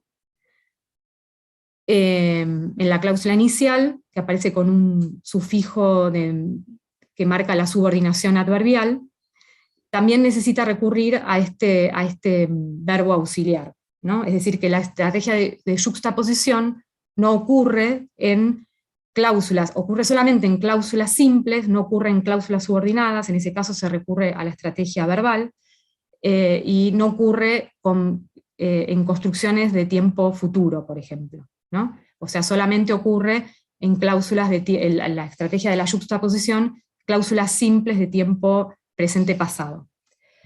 Entonces, en este punto, digamos, es interesante mencionar la hipótesis discutida en la bibliografía teórica, ¿no? Aparece propuesta por Dick en un texto del año 89, y después discutida también por Stassen y Hengel, otros autores, que sostiene que en las lenguas que admiten construcciones sin cópula, su inserción en determinados contextos ocurre generalmente para cargar con un número de categorías gramaticales que deben ser marcadas en la cláusula, pero que no pueden ser codificadas en el predicado lexical en sí mismo. Entonces, desde esta perspectiva se considera que estas cópulas, o sea, por ejemplo, en este caso del tapiete, este verbo auxiliar y, son elementos semánticamente vacíos que solo proveen soporte para la expresión de categorías gramaticales normalmente codificadas en predicados verbales. Entonces, si bien esta generalización fue discutida, puesta en duda en algunos trabajos, en este caso permite explicar, al menos parcialmente, la inserción del verbo auxiliar en contextos en los que la raíz nominal no puede recibir morfología temporal verbal. Lo que es claro es que la inserción del verbo auxiliar y resulta agramatical, como se ve en el ejemplo 13, en una cláusula simple en tiempo no futuro, ¿no? Este fue un ejemplo elicitado y no es admitida, digamos, ese tipo de construcción. Por otro lado, las lenguas también, estas lenguas han desarrollado una cópula no verbal a partir del pronombre de tercera persona jae o jae. Esta estrategia de codificación de la predicación nominal se encuentra en variación con el uso de la construcción sin cópula o la yuxtaposición, y ha sido menos estudiada en la bibliografía y en las gramáticas, ¿no? Este tipo de cópula es una cópula no verbal, invariable, no recibe marcación pronominal. Si bien las tendencias tipológicas indican que las cópulas derivadas de pronombres personales o demostrativos, de tipo pronominales, ocurren con mayor frecuencia en sujetos de tercera persona, en las tres lenguas encontramos su uso frecuente con sujetos de primera persona o de segunda, como se ve en los ejemplos del 17 al 20.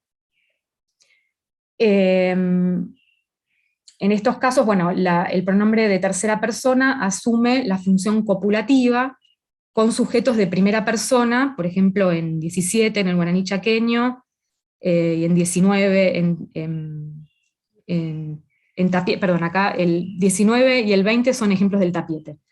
Pero por ejemplo en el ejemplo 18, que es del guaraní chaqueño, aparece con un pronombre de segunda persona. En el caso del ejemplo 20, también es interesante observar que puede presentarse en posición inicial, que es una posición poco frecuente en las bases léxicas típicamente predicativas con verbos. En el caso del tapiete encontramos que también la cópula no verbal puede ocurrir en cláusulas subordinadas. De todas maneras, en este ejemplo también cabería la hipótesis de que se trata en realidad de una, digamos, de una construcción por yuxtaposición, por el hecho de que jae, el pronombre que funciona como la cópula no verbal, recibe marcación de negación nominal, ¿no? Y ahora vamos a ver que en realidad en las lenguas, sobre todo encontramos en el guaraní chaqueño y en el tapiete, esta cópula no verbal, si bien no puede recibir marcación pronominal, sí puede recibir algunos sufijos que son típicamente verbales. Por ejemplo, en el ejemplo 22 ocurre con un sufijo resultativo que expresa aspecto. Y por ejemplo en el ejemplo en 23, en tapiete, puede ocurrir con el sufijo de negación verbal. Bueno, entonces un poco para ir cerrando, en este cuadro buscamos sistematizar comparativamente algunos de los resultados. Lo que se puede, digamos, resaltar es el hecho de que sobre la estrategia de predicación nominal, el tapiete se destaca por habilitar construcciones sin cópula de manera bastante extendida, sobre todo también, no lo incluía acá en la ponencia, pero cuando se compara con la expresión de la predicación locativa. El tapiete es una lengua que aparentemente admite con mayor facilidad las construcciones sin cópula o por yuxtaposición. El guaraní chaqueño ocupa un lugar intermedio, mientras que el guaraní paraguayo solo presenta este tipo de construcciones en la predicación nominal.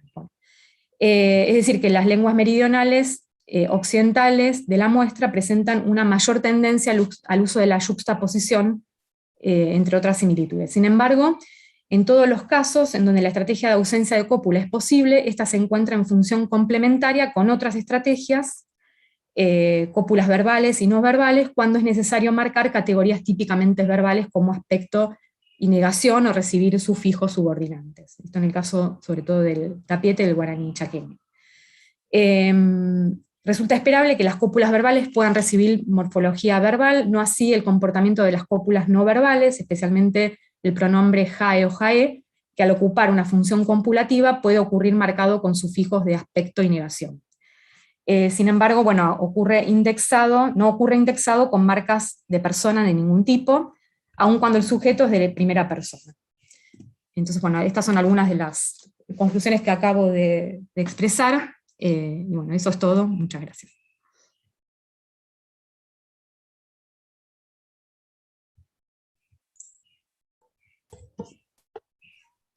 Bien, muchas gracias Florencia, muchas gracias Silvina. Invito a todos los presentes, todos y todas, si tienen alguna pregunta, pueden expresarla. Veo que Leonardo está levantando la mano. Creo que Silvina también levantó en un momento, ¿no? Era una pregunta para... Ah, perdón. Bueno, Martín Califa, ¿qué tal Martín? Él parece que sí está levantando la mano. Hola Rodrigo, hola a todos y a todas. Sí, yo tengo una pregunta para Florencia. Es sobre la cópula I, que aparecía en el ejemplo 12. No sé si habías considerado la posibilidad de que en ese caso la aparición de la cópula tenga un efecto temporal, o sea, marcar un estado temporario versus un estado más permanente. Porque en ese caso mencionabas la hipótesis de Dick, creo que era, de que la cópula podría estar ahí como una especie de recurso, digamos, morfológico, un recurso formal para que se apoyen determinados morfemas, ¿no? Y mostrabas el sufijo subordinante. Lo que pasa es que el sufijo subordinante, si mal no recuerdo, también aparecía en el nombre cacique, ¿no?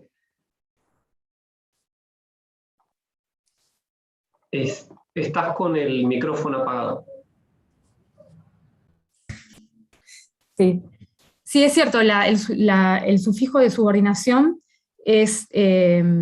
puede ocurrir en frases nominales también, pero llamativamente no hay ejemplos de yuxtaposición en la subordinación, sino que siempre que hay una construcción con una subordinación, que puede ser a través de ese sufijo, que en ese caso es de la adverbial, o el nominalizador, que es para las construcciones de complemento o relativas, no aparece, no hay, los ejemplos de yuxtaposición son, puede haber algún ejemplo, pero es poco frecuente. Generalmente aparece este verbo auxiliar, que es verdad que en la lengua se utiliza para expresar sentidos de continuidad, como estar haciendo algo, ¿no? Entonces puede ser que en la subordinada ese sentido también esté presente.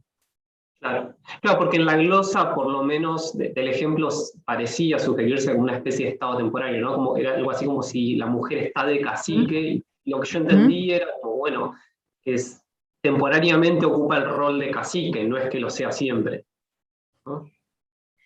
No sé si en ese sentido, porque en general este verbo auxiliar, que además tiene marcación activa, o sea, no es un verbo que tenga, por eso es que se lo traduce como estar en muchas lenguas, pero en realidad es un verbo que suele ocurrir junto con otro, ¿no?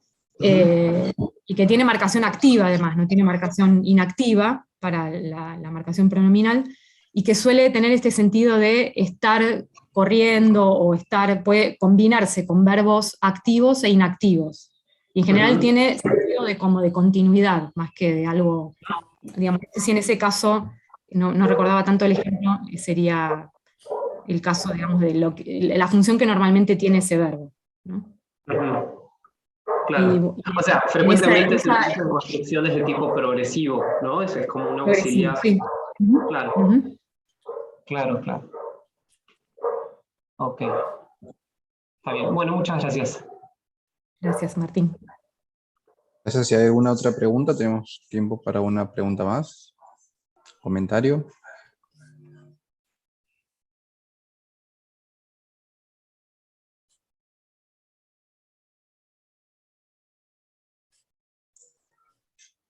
Bien. Vamos a primero. Felicidades, la mesa muy interesante. Los estudios de lingüística, tenemos varios estudios de lingüística en este workshop, así que los 3 días vamos a estar conociendo los diferentes aspectos y avances de las investigaciones sobre lingüística en diferentes variedades del guaraní y lenguas que son de la familia o incluso estudios comparativos. Y vamos a proceder ahora para optimizar el tiempo a presentar la siguiente actividad, que es la conferencia del doctor Harald Thun, con la presentación a cargo de Leonardo Cerno. Bienvenidos a los dos. Y bueno, a partir de ahora les cedo, yo voy a presentar. La conferencia se titula Reacciones guaraníes a la introducción de la medicina europea por los jesuitas. El expositor, el conferencista es el doctor Harald Thun de la Universidad Christian Albrecht Universität zu Kiel, Alemania. Como me había enviado, doctor Thun, el PowerPoint, cuando quiera puedo empezar a exponer, a compartir pantalla. Quedo a su orden. Bueno, toda vuestra la mesa, el espacio. Bueno, entonces... Bueno, yo lo tengo que presentar, don Thun. Sí, preséntemelo. Sí. Para los que no tienen el honor de conocerlo. Bueno, Harald Thun es entonces en este momento un profesor emérito de la Universidad de Kiel en Alemania, donde desarrolló su carrera.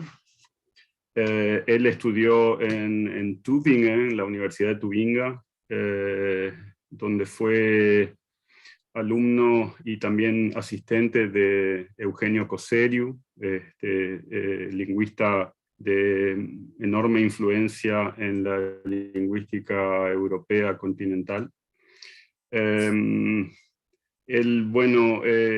Harald se especializó en lingüística románica, desarrolló proyectos y trabajos en el orden de las lenguas español, francés y portugués, tanto desde el punto de vista diacrónico como sincrónico, y con una especial inclinación al cambio lingüístico por contacto y a la geografía lingüística, disciplina donde él incluso desarrolló un método que se llama de geolingüística pluridimensional.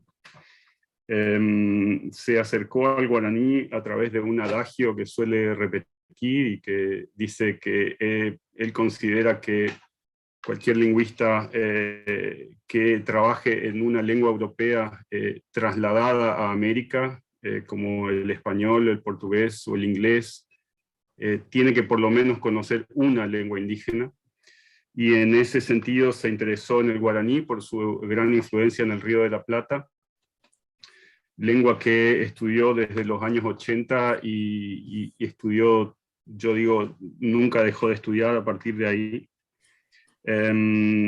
Entonces fue director de varios atlas lingüísticos y etnográficos, el Atlas Lingüístico Diastrático y Diatópico del Uruguay, el Atlas Lingüístico Guaraní Románico, que abarca la región del Paraguay y nordeste argentino y sur de Brasil, y el Atlas Lingüístico de las Minorías Alemanas también, que codirige de Río Grande do Sul. Conoce muy bien la región del Río de la Plata por sus trabajos de campo. Ha participado en muchas investigaciones codo a codo con los hablantes y actualmente desarrolla el proyecto PQ, que significa P de proyecto y Q de Cuatiá Umaguaré, cuyo objetivo es la edición crítica de documentos manuscritos del periodo de las reducciones jesuíticas, que es un campo de estudios que él desarrolla desde hace 1 o 2 décadas, y en el cual ya ha publicado algún volumen, y viene otro dentro de poco, de textos de esta época, y donde muestra y enseña algo que para mí tiene un gran valor, que significa que los límites disciplinares entre la lingüística, la historia, la antropología son muchas veces ficticios, y que un investigador debe bucear y indagar en todos los campos según su curiosidad y según su método. Bueno, entonces dejo la palabra a Harald Thun. Sí. Gracias por la presentación. Lastimosamente mi tema no cabe dentro del lema de este workshop. No es guaraní en perspectiva, sino en retrospectiva, cosa del pasado, pero espero de importancia también para el presente y el futuro. Bueno, voy a hacer un primer intento, probablemente frustrado, de colocar yo mismo mi ponencia aquí, ¿no? Y si esto no funciona, les ruego a Rodrigo o a Leonardo de presentar lo que les he enviado, ¿no? Bueno, entonces voy a ver.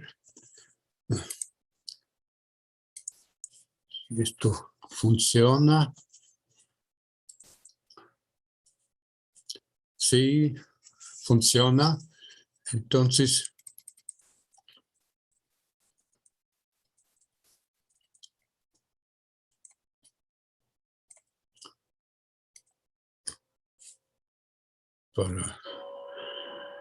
ustedes pueden ver mi PowerPoint presentación, ¿no? ¿O no?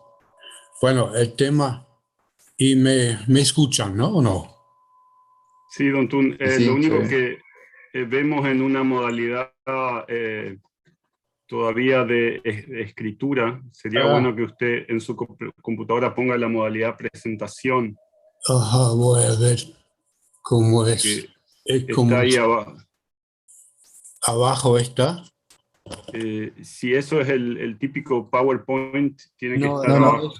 Es el OpenOffice. La modalidad presentación está arriba, como última opción a la derecha, en la barrita de tareas.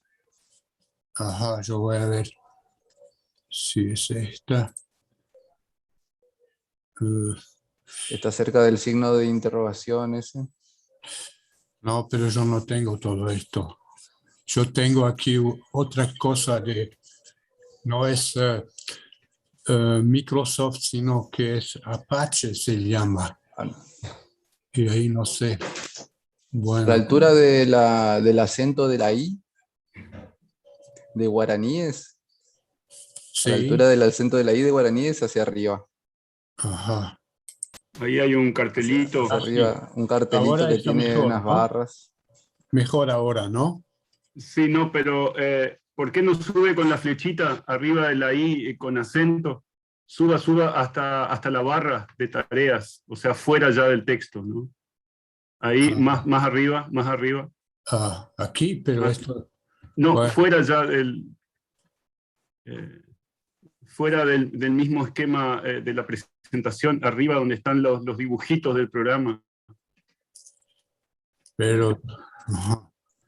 hay una regla escuadra ahí, una reglita escuadra. Aquí. Sí, ahora me parece que es esto, ¿no? Sí, es esto, ¿no?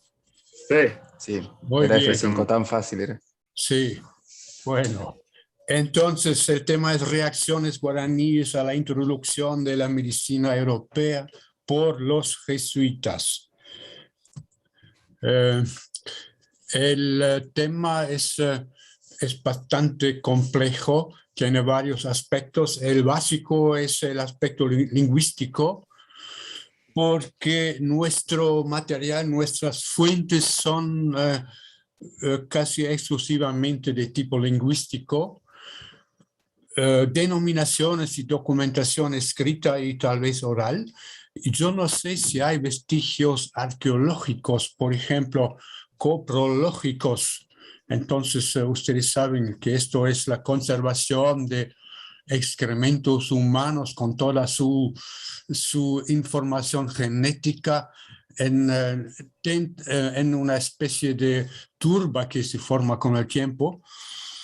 O si hay observaciones de prácticas indígenas actuales que provienen de los jesuitas, que hay observación de prácticas medicinales de los indígenas, es cosa conocida, pero si se han identificado prácticas que con certidumbre provienen de los jesuitas, esto no sé. Bueno, el otro aspecto es el material. Se trata de plantas y de sustancias y compuestos, y no solo simples. Estos son términos de la medicina de antes. A los indígenas les reprochó Pedro de Montenegro, por ejemplo, que hacen sus remedios muy a lo bárbaro porque solo usan simples. Es decir, una planta para una enfermedad y no varias plantas en el sentido de un compuesto como lo hacía Montenegro y sus colegas jesuitas.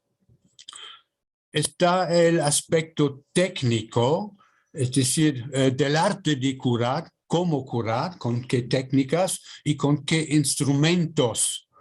Está el aspecto institucional, cómo se había organizado el cuidado sanitario o, por ejemplo, qué importancia tenían las boticas, que no solamente son o eran colecciones de plantas secas, sino que tienen un impacto también social, porque tener remedios en boticas significa tenerlos en provisión y no tener la necesidad de salir buscando las plantas en la selva. Aspecto conceptual muy importante, lo espiritual y lo material y la relación entre los dos. Aquí hay cambios muy importantes producidos por la medicina de los jesuitas. Y el aspecto social, los actores y la relación de poder entre ellos, todo esto cambia radicalmente. Probablemente hubo muchas reacciones, pero son pocas las fuentes de proveniencia indígena. En general se puede decir que sabemos más sobre que de los indígenas. Por eso tenemos que aplicar un método deductivo. Las fuentes son, en primer lugar, las obras lexicográficas conocidas, los diccionarios de Montoya y de Restivo, y de un anónimo que escribió las frases selectas. Es, lo digo entre paréntesis, una pena que no tengamos un diccionario que contenga el estado de la lengua en el momento del destierro de los jesuitas. Es decir, Montoya representa casi el inicio de la misión, el anónimo con sus frases selectas y Restivo están en el medio, pero falta un diccionario de los últimos años, digamos. En segundo lugar, tenemos tratados de medicina como fuentes, escritos en castellano, sobre todo la obra de Pedro Montenegro, que se llama Materia Médica Misionera, y aquí hay un enriquecimiento importante, me parece, porque se ha descubierto o redescubierto recién un ejemplar completo, es decir, con las ilustraciones de la materia médica misionera. Estos escritos en castellano de Montenegro son comparables con tratados escritos en latín.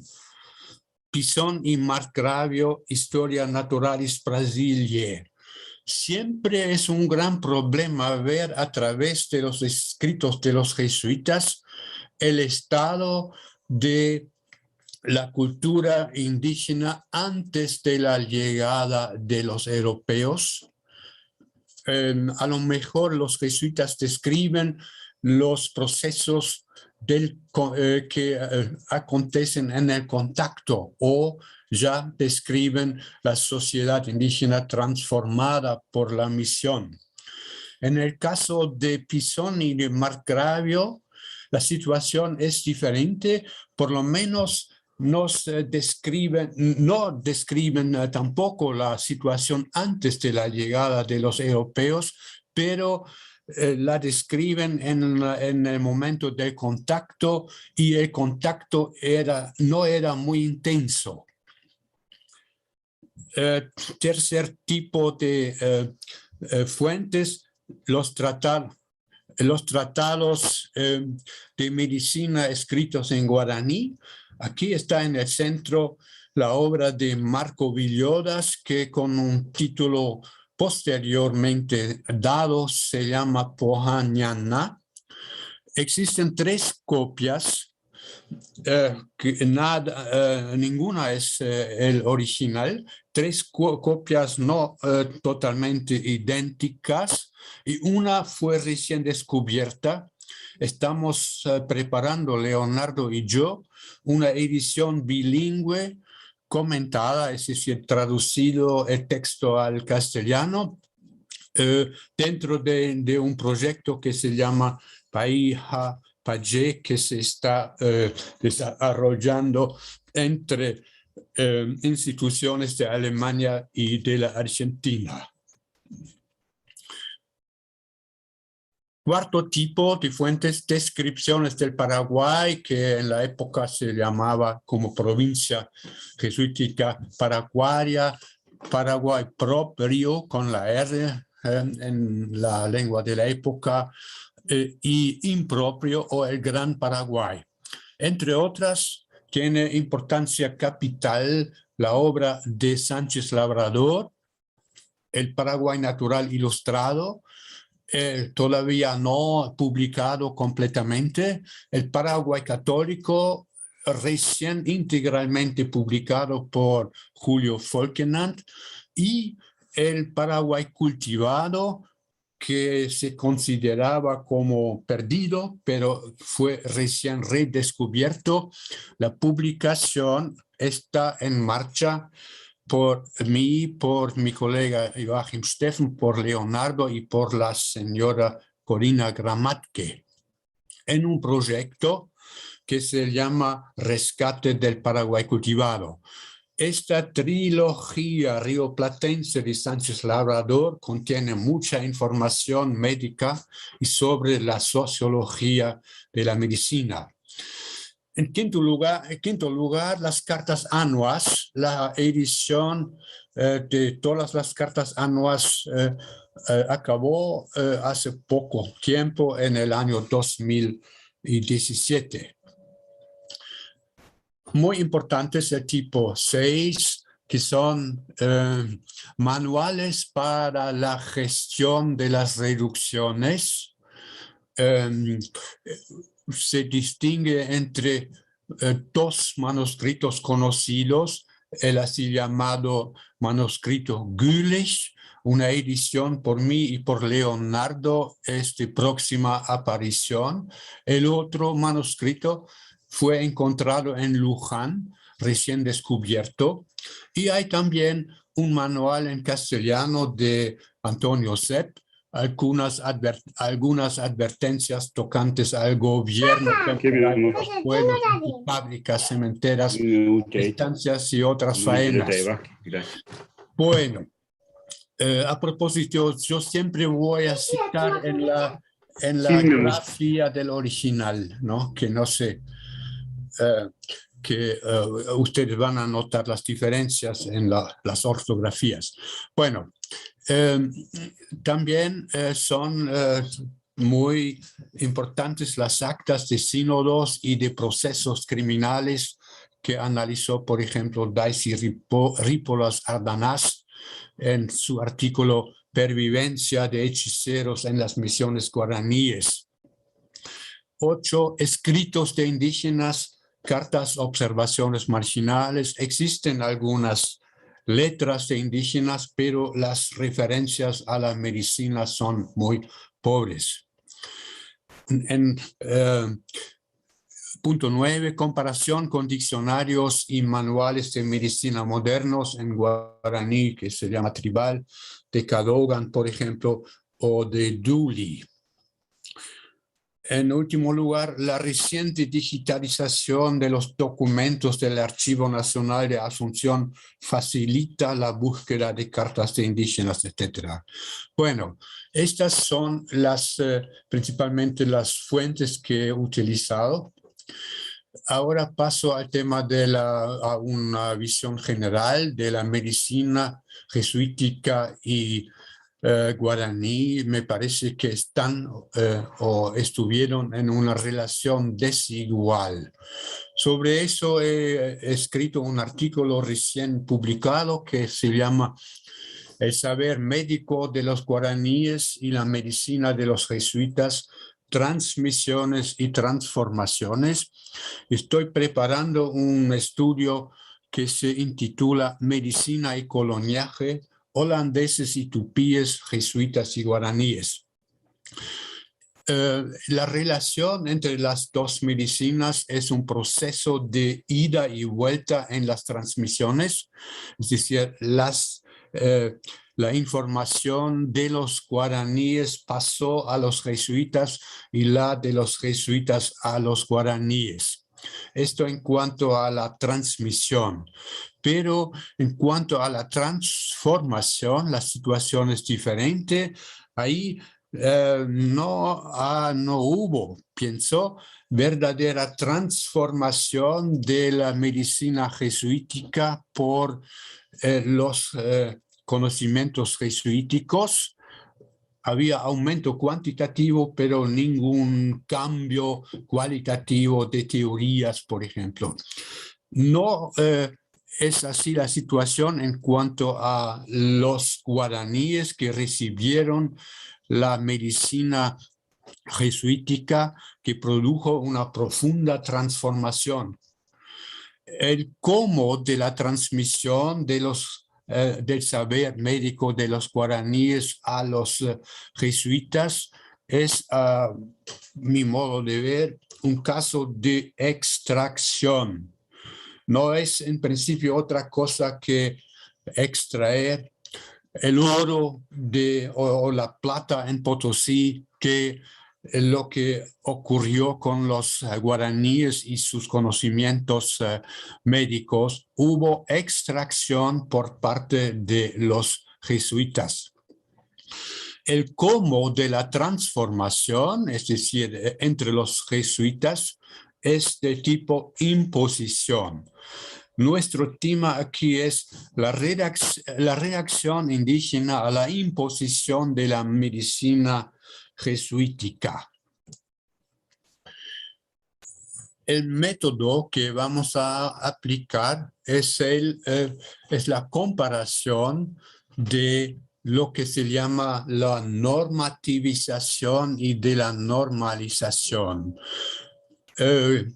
Voy a explicarlo. En base de esto, utilizo los tres diccionarios ya mencionados, en realidad son 4, 2 de Montoya, su tesoro y su vocabulario. Después el diccionario que es de tipo vocabulario, es decir, español, guaraní, escrito por un anónimo con el título Frases Selectas, y el Lexicon Hispano-Guaranicum de Pablo Restivo. ¿Qué es lo que hace Montoya? Montoya registra la lengua de los guaraníes, como dicen las frases selectas, para consuelo y alivio de los fervorosos misioneros principiantes en la dicha lengua.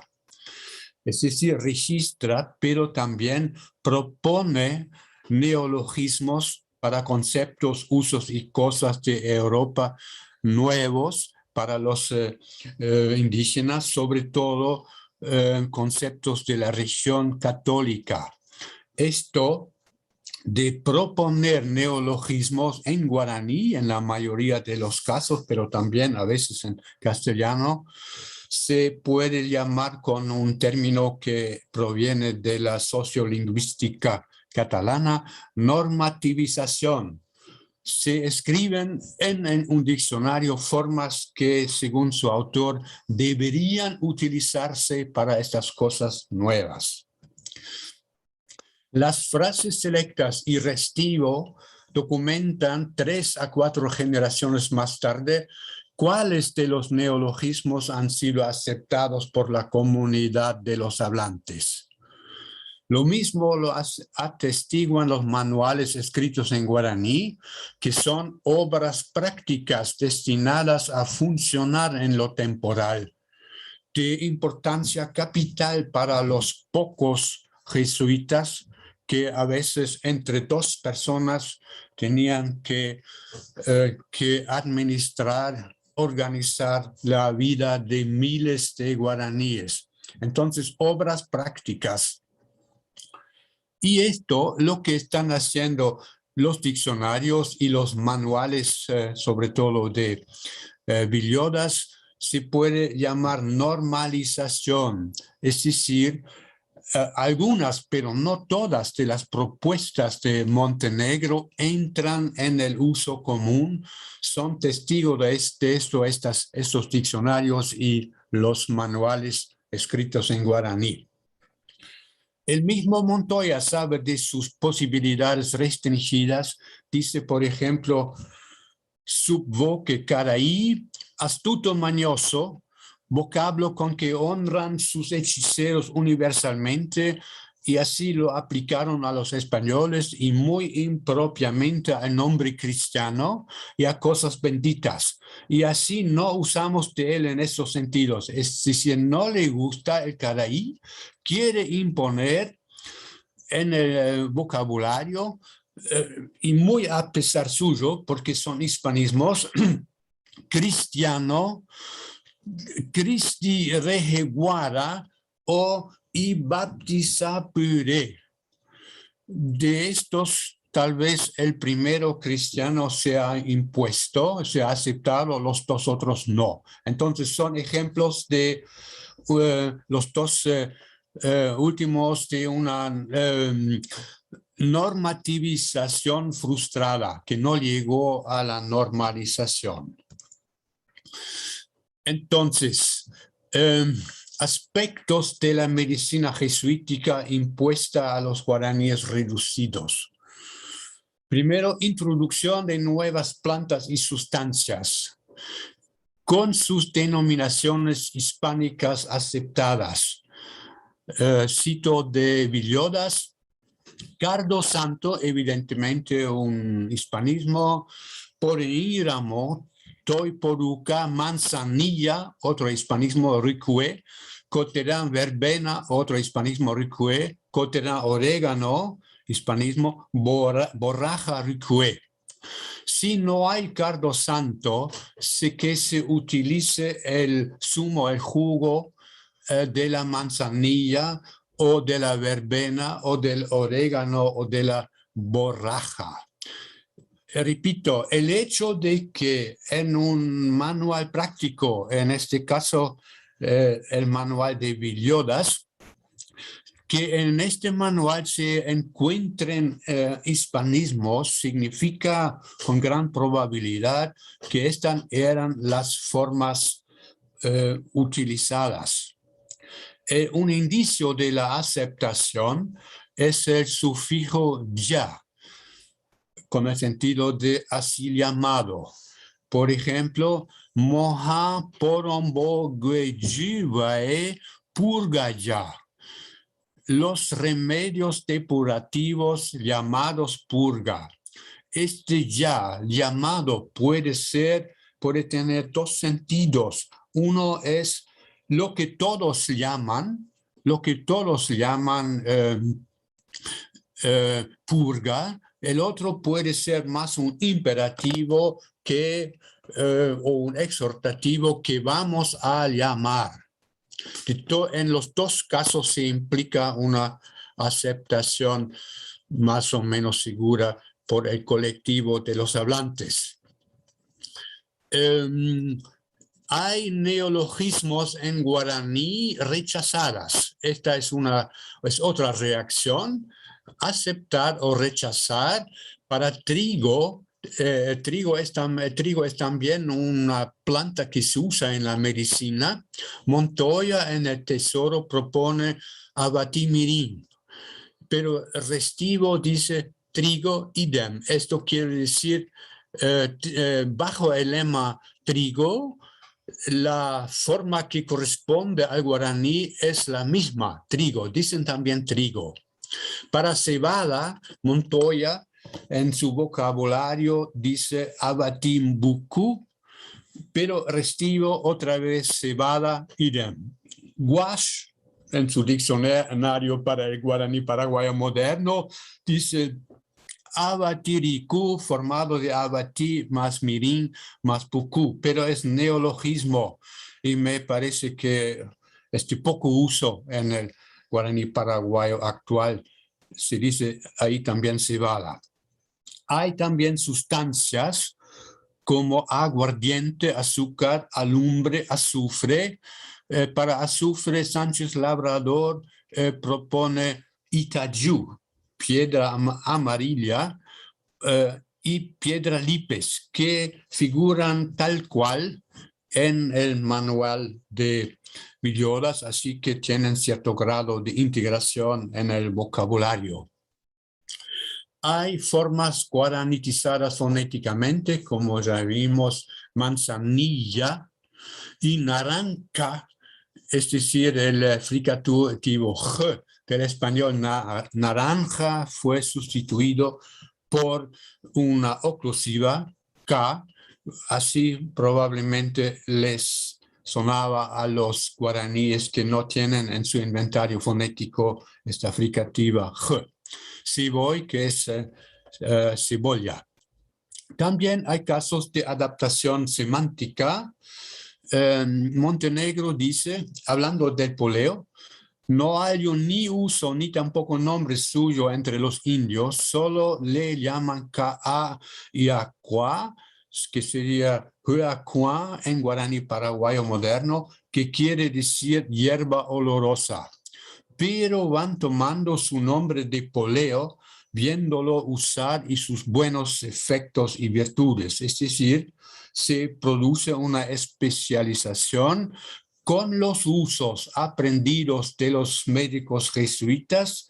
Entra el hispanismo poleo para las otras funciones que no son medicinales. Se guarda el término tradicional Ka'a.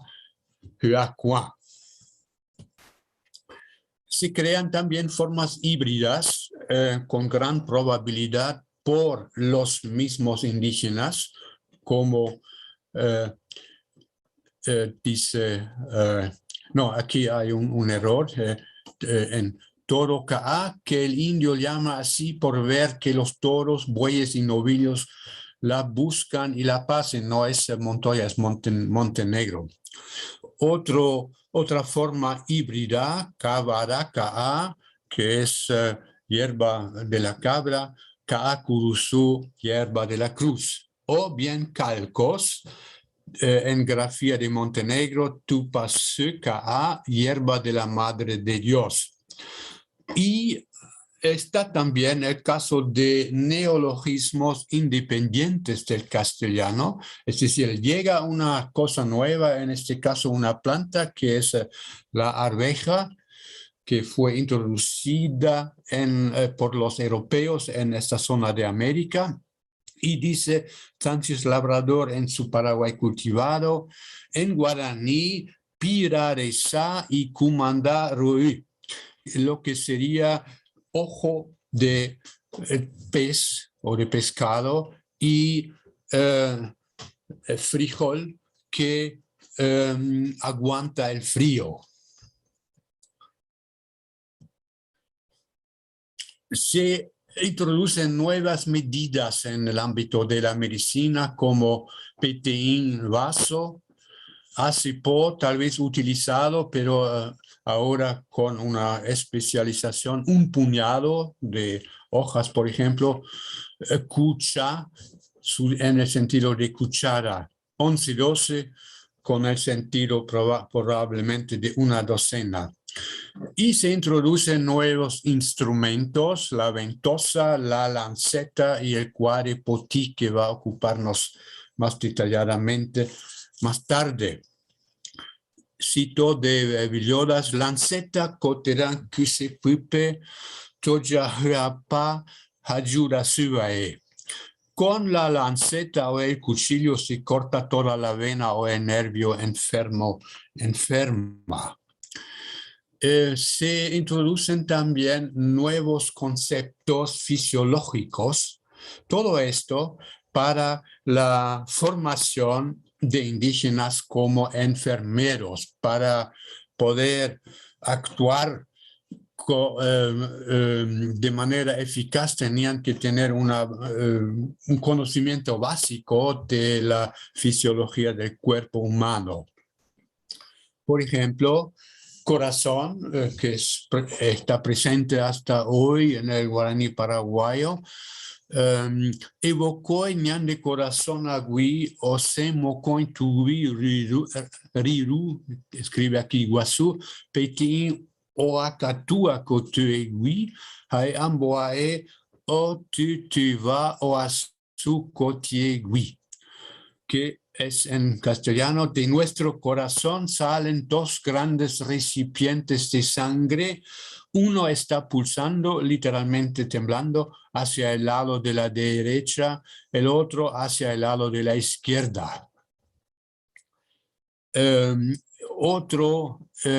Ya paso a la traducción, otro indicio de la instrucción fisiológica es la cita siguiente: con fuerza se puede notar en nuestro brazo donde termina la mano de uno, y el que da remedios toca ahí para llegar a reconocer la enfermedad. Este recipiente de sangre se llama arteria y es donde se nota el pulso. Ahora paso a los tres términos claves de la medicina jesuítica, leyendo los tratados tanto de Montenegro como el de Villoldas. Uno casi se sorprende por la aplicación sistemática de tres recursos, que son la purga, la sangría o sangrada y la ayuda. Se aplican prácticamente contra todas las enfermedades. Por eso yo hablo de una Trinidad consagrada. Montoya, pasamos a la purga.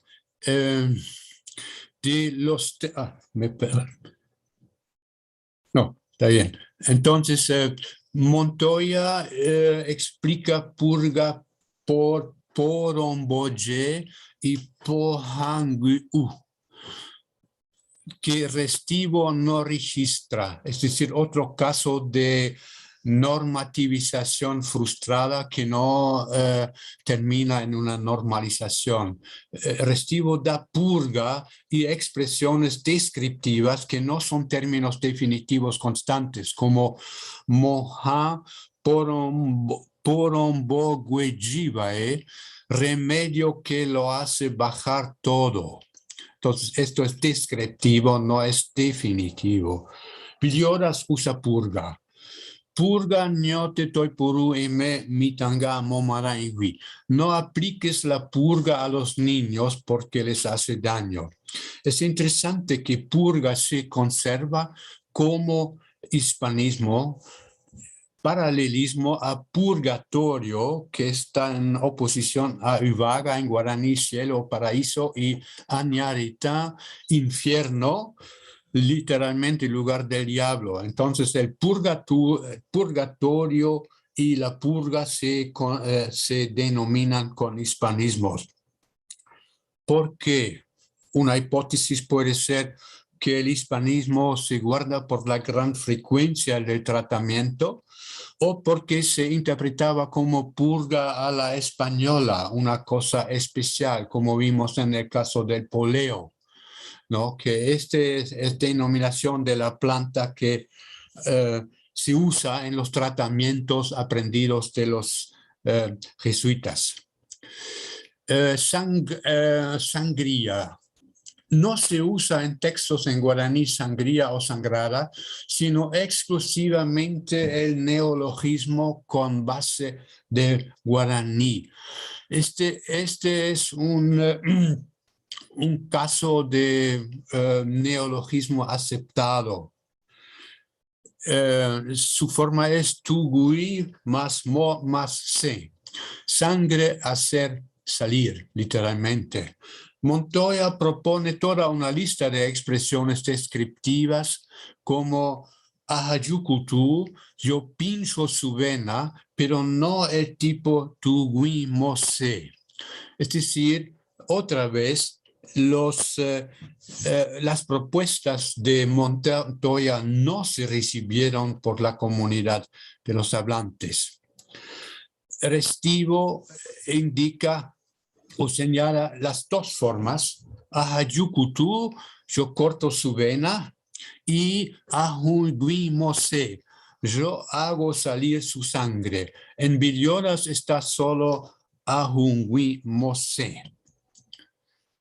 Ahora viene la ayuda y el clister. Montoya en su vocabulario dice subvoque ayuda a echar, ahevikutu, yo pincho su trasero, y bajo la voz jeringa y jeringar, hevikutukava o tevikutukava o ahevikutu, y todavía no señala cuarepoti. En las frases selectas, escritas más o menos alrededor de 1700, encontramos bajo te jeringo, te vi kutukava, pero bajo jeringa, cuare poti pupe a hevi kutu. Yo le pincho el ano con el clister. Restivo da bajo ayuda a echar al enfermo, cuare poti pupe a pohano. Aplico el remedio con el clister. Y bajo jeringa, cuare poti poropohanoja, el clister que es cosa para todos los remedios. Es decir, cuare poti se ha impuesto. La evolución de cuare poti significa literalmente excremento del agujero de la tierra, que es qua, según Montoya, agujero y mina en la tierra, más repoti, excremento. Entonces, literalmente, excremento del agujero o excremento de la mina en la tierra. Este término se especializó 2 veces en la historia que podemos seguir. primero reemplazando en la lengua común ita. Primero piedra, después ita tomó también el sentido de metal y sobre todo hierro, como en itasan, cadena, y dando en la primera especialización cuarepotisan. Entonces el viejo término de itasan para cadena, que difícilmente puede ser de piedra, se reemplaza por cuarepotisan, con el sentido de hierro o metal. Y la segunda especialización se da en el lenguaje médico, donde denomina el clister. No se sabe si es una invención de los indígenas o de los jesuitas. Tal vez es una broma pesada. Es decir, del excremento del orificio de la tierra pasa el término a denominar el instrumento que hace entrar sustancias en el orificio humano. Entonces, excremento de la tierra para entrar en el lugar donde se forma el excremento humano. Observamos en las 3 copias que tenemos del manuscrito de Villoldas un aumento importante del uso. El manuscrito de Madrid, que probablemente es el más viejo, conoce cuarepoti solo en el sentido de hierro. El manuscrito de Londres, que está en el medio cronológicamente, usa 4 veces cuarepoti con el sentido de clister. Y el manuscrito de Berlín, que está fechado en 1795, usa 13 veces cuarepoti con el sentido de clister, es decir, de uso 0, pasando por uso 4 veces a uso 13 veces. ¿Por qué el aumento de la mención del instrumento al lado de la denominación general ayuda? Me he olvidado de decir que ayuda es constante como hispanismo en el texto escrito en guaraní. Nuestra hipótesis es la siguiente. La ausencia de los jesuitas por su destierro en 1767 provoca un cambio. Ya no hay más los médicos jesuitas que podían mostrar el instrumento en una monstratio ad oculos, como se dice. Y en esto la posibilidad de instruir a los enfermeros indígenas ya no es posible mostrándoles el instrumento, diciendo, por ejemplo, con esto se hace la ayuda. Esto implica una verbalización del objeto. Denominaciones para las nuevas enfermedades son un problema no resuelto durante la época jesuítica. Considero la viruela, el sarampión y la lepra según los diccionarios. La primera reacción lingüística a estas nuevas enfermedades es la extensión de términos existentes, que eran curu, grano o granujiento, y virua o pirua, ampolla. Curu denomina en una primera fase que podemos ver en Montoya la viruela, la lepra, la sarna y la roña. En virua, la viruela y el sarampión. Evidentemente una subdiferenciación intolerable. La segunda reacción, introducir términos compuestos. Curubaí, malos granos, o piraí de pirebaí, mala piel para la lepra. Curu, imbejum, beju, granos que están muy juntos para sarampión. Pero vemos que esto no fue la solución definitiva y por esto constatamos una tercera reacción en Restivo que consiste en la propuesta continua de términos compuestos. Biruá mirí, pequeñas ampollas para lepra, sarna, sarampión. Curupeí, granos apretados para sarampión y viruela. Vemos que ninguna de estas enfermedades tiene un término específico, sino el mismo término siempre sirve para denominar varias enfermedades. Parece que las propuestas registradas por los diccionarios no dejaron satisfechos a los indígenas y continúa la creación de términos. Los manuscritos de Villoldas no hablan de la lepra y el de Berlín tampoco menciona ninguna de las tres enfermedades, pero los manuscritos de Madrid y Londres sí. Y se ve una especialización viruá para la viruela, tal vez también por la semejanza fonética, viruá y viruela, y viruá mirín para el sarampión. Pero no es suficientemente específica la solución, porque viruá puede ser una ampolla cualquiera, también la causada por una quemadura. Es decir, aquí vemos un problema no resuelto en época jesuítica. El guaraní paraguayo encontró una solución, según los diccionarios de Guasch y Gatti, por la introducción del hispanismo sarapión, que es sarampión.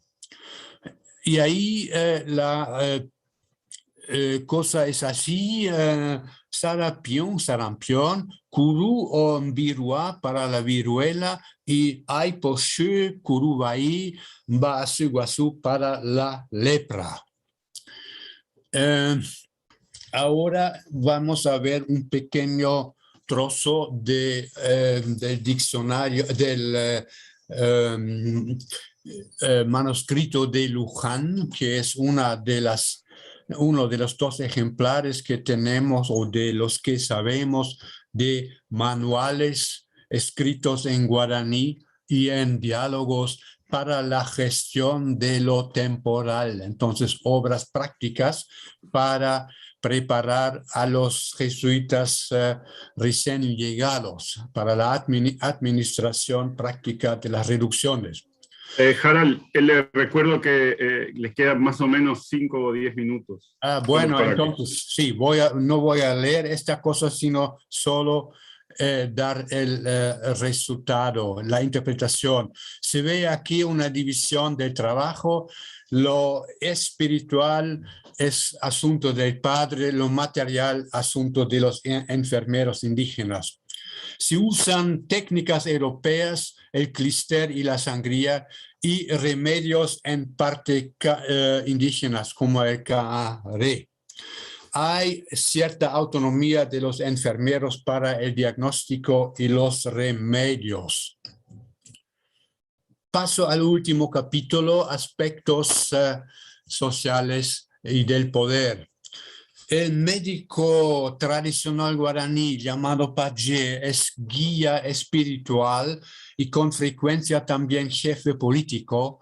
Es competidor del misionero y por eso fue o alejado de la reducción o destituido de su dignidad por discriminación o ridiculización. De esto habla Montoya en su Conquista Espiritual, o fue entregado a la justicia española como hechicero, o fue transformado en enfermero. La elección de los futuros enfermeros empieza ya entre los niños, según Peramas, tal vez para evitar influencia de la tradición médica oral y para asegurar una formación continua. La introducción de la medicina y de los médicos jesuíticos significa una separación de la unión tradicional entre el arte de curar y el arte de hacer daño. Recordémonos lo que dice Montoya de Moja: es remedio, pero también hechizo. En otros diccionarios encontramos remedio y veneno.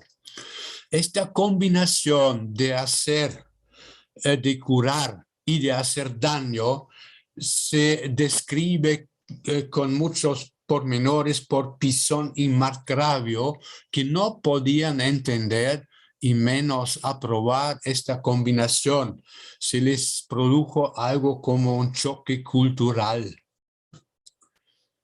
Me parece que la introducción de la medicina jesuítica en comparación con la medicina indígena condujo a algo que quisiera llamar el restablecimiento de la unión tradicional entre los guaraníes, que trasluce a través de los procesos de hechicería que ha analizado Daisy Rípodas Ardanás.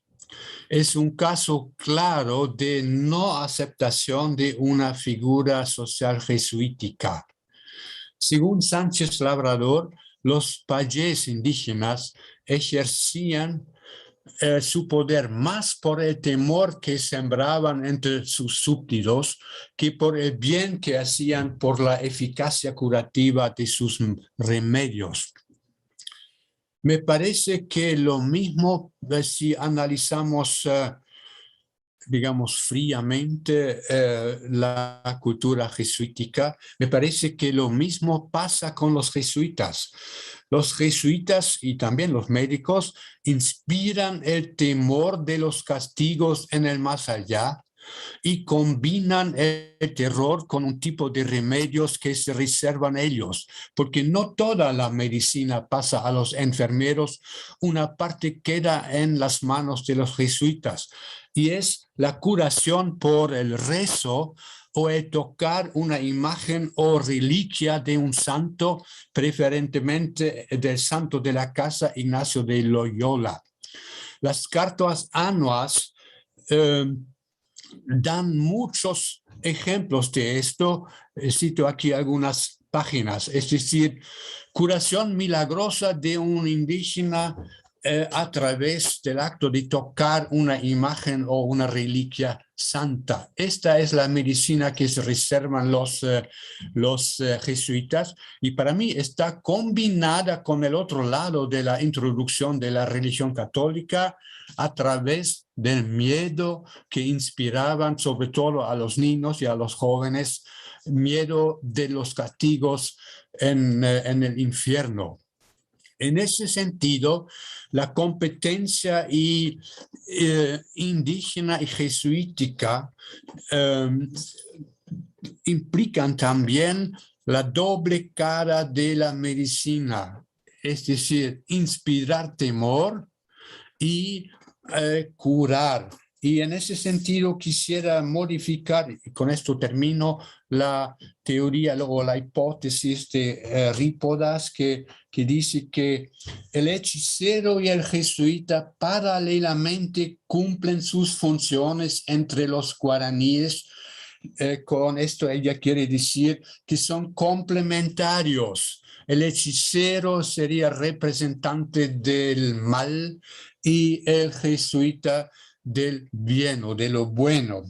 Yo pienso no que el hechicero restablece la dualidad tradicional entre tupíes y guaraníes, es decir, el médico puede curar o puede matar, y que el jesuita también obra de la misma manera, es decir, combinando el mal o el temor, que es la amenaza de los castigos, con cierto tipo de medicina, tocar santos o reliquias.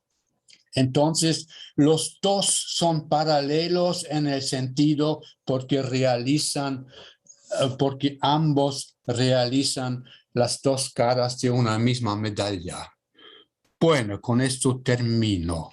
Gracias por su atención.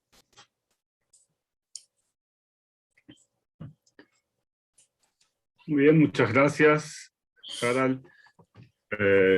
Estamos en tiempo, así que digamos así, dado tu conferencia de acuerdo con lo previsto. Sin embargo, aunque no está previsto tener preguntas del público, quizás si alguien quiere hacer alguna intervención, pues resulta muy bienvenido en estos 5 minutos que tenemos.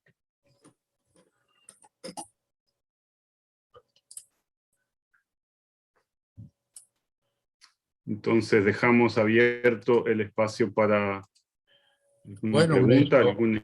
Esto me llama la atención, por lo menos los jesuitas o los ex jesuitas en el público tendrían que protestar contra mi interpretación de la combinación del mal y del bien en la actuación de los jesuitas, ¿no? Esta es una hipótesis tal vez bastante atrevida.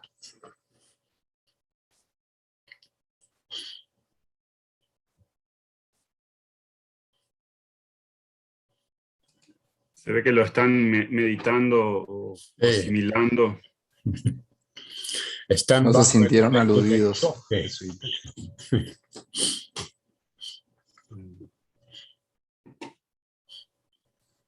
Hola, doctor Thun. Yo soy Sean Austin, no sé si me ves. Sí, me veo, encantado. Sí, un comentario más que nada, pero me gustó mucho el tesis, porque resuelva lo que los historiadores están mostrando en las misiones de la transculturación, ¿no? Que los jesuitas también aplicaron elementos de la cultura guaraní en sentidos muy, de veces contra su misión, ¿no? Es una ambigüedad. Pero comento que en los documentos que provienen de Asunción, que es el archivo que conozco más, cuando los gobernadores van a visitar a los indígenas de los encomenderos, siempre los indígenas comentan sobre que los encomenderos los curan. Entonces la medicina, parece en esos documentos que la medicina era muy importante para los guaraníes en relación a sus encomenderos. Ellos esperaban que los encomenderos los curaban. Esto es un poco mezclado porque también en las leyes de los indios el deber del encomendero era de curar a sus indígenas. Entonces no sé si proviene del lado legal del encomendero de su deber, pero supongo que no, porque siempre hay variaciones en cómo el notario graba la palabra de los indígenas en esas visitas. Nada más que eso, que también podemos alargar, agrandar esa idea de la medicina a abarcar a las relaciones entre los encomenderos y sus indígenas encomendadas. Pero muy buena presentación, me gustó mucho las ideas. Sí, gracias. Entonces, pero lo que a mí me fascina es que los documentos muestran no siempre el respeto de las leyes por parte de los jesuitas. Esto de lo que he citado de Villoldas, que en ciertos casos hay que cortar con la lanceta o el cuchillo. Me parece que traspasa las posibilidades legales de los jesuitas médicos, ¿no? Porque cortar es entrar en el cuerpo, ¿no? Abriéndolo, ¿no? Entonces se podían entrar, como he mostrado, por las purgas, ¿no? La ayuda en los dos sentidos opuestos y también en la sangría, pero cortar nervios o venas me parece que ya es una práctica, pero no, tal vez no legitimada por las leyes de España. Sí, esto de la extensión de la medicina a las encomiendas es Muy interesante, solo que hay que ver no sé si los documentos hablan sobre esto, qué tal estas medidas médicas de los encomenderos, que eran personas normalmente no especializadas en la medicina, ¿no? Y hay que ver si lo que dicen los indígenas es más bien un deseo o descripción de la realidad. A mí me parece que es lo que quieren que sea, ¿no? Y si lo mencionan a la manera indígena es para quejarse porque no se cumple con esto, ¿no? Pero conozco mucho menos estos documentos sobre las encomiendas, ¿no?, que sobre los jesuitas. Bueno, entonces agradecemos mucho la conferencia, las preguntas, y quizás Rodrigo toma la palabra. Bien, muchísimas gracias. Deslumbrante la exposición. Hay muchos comentarios en YouTube. La gente que está felicitando, de hecho es impresionante, genial la explicación, dice Adorte Dado. Gracias por la ponencia, profesor Thun, dice Elian Fleck. Un habla muy importante, gracias por la presentación, profesor Thun. Bueno, tenemos varias respuestas del público que son muy positivas y que valoran mucho la presentación, así que les agradecemos. Y de esta manera vamos a ir cerrando esta sesión, porque tenemos que retomar de nuevo a las 2 de la tarde, dentro de algo de 1 hora. Entonces vamos a cerrar esta sesión por el momento y nos reunimos, tenemos otros enlaces para la sesión siguiente. Nos encontramos de nuevo para las 14 horas. Muchas gracias a todos los presentes y nos vemos en un rato. Hasta luego. Hasta luego.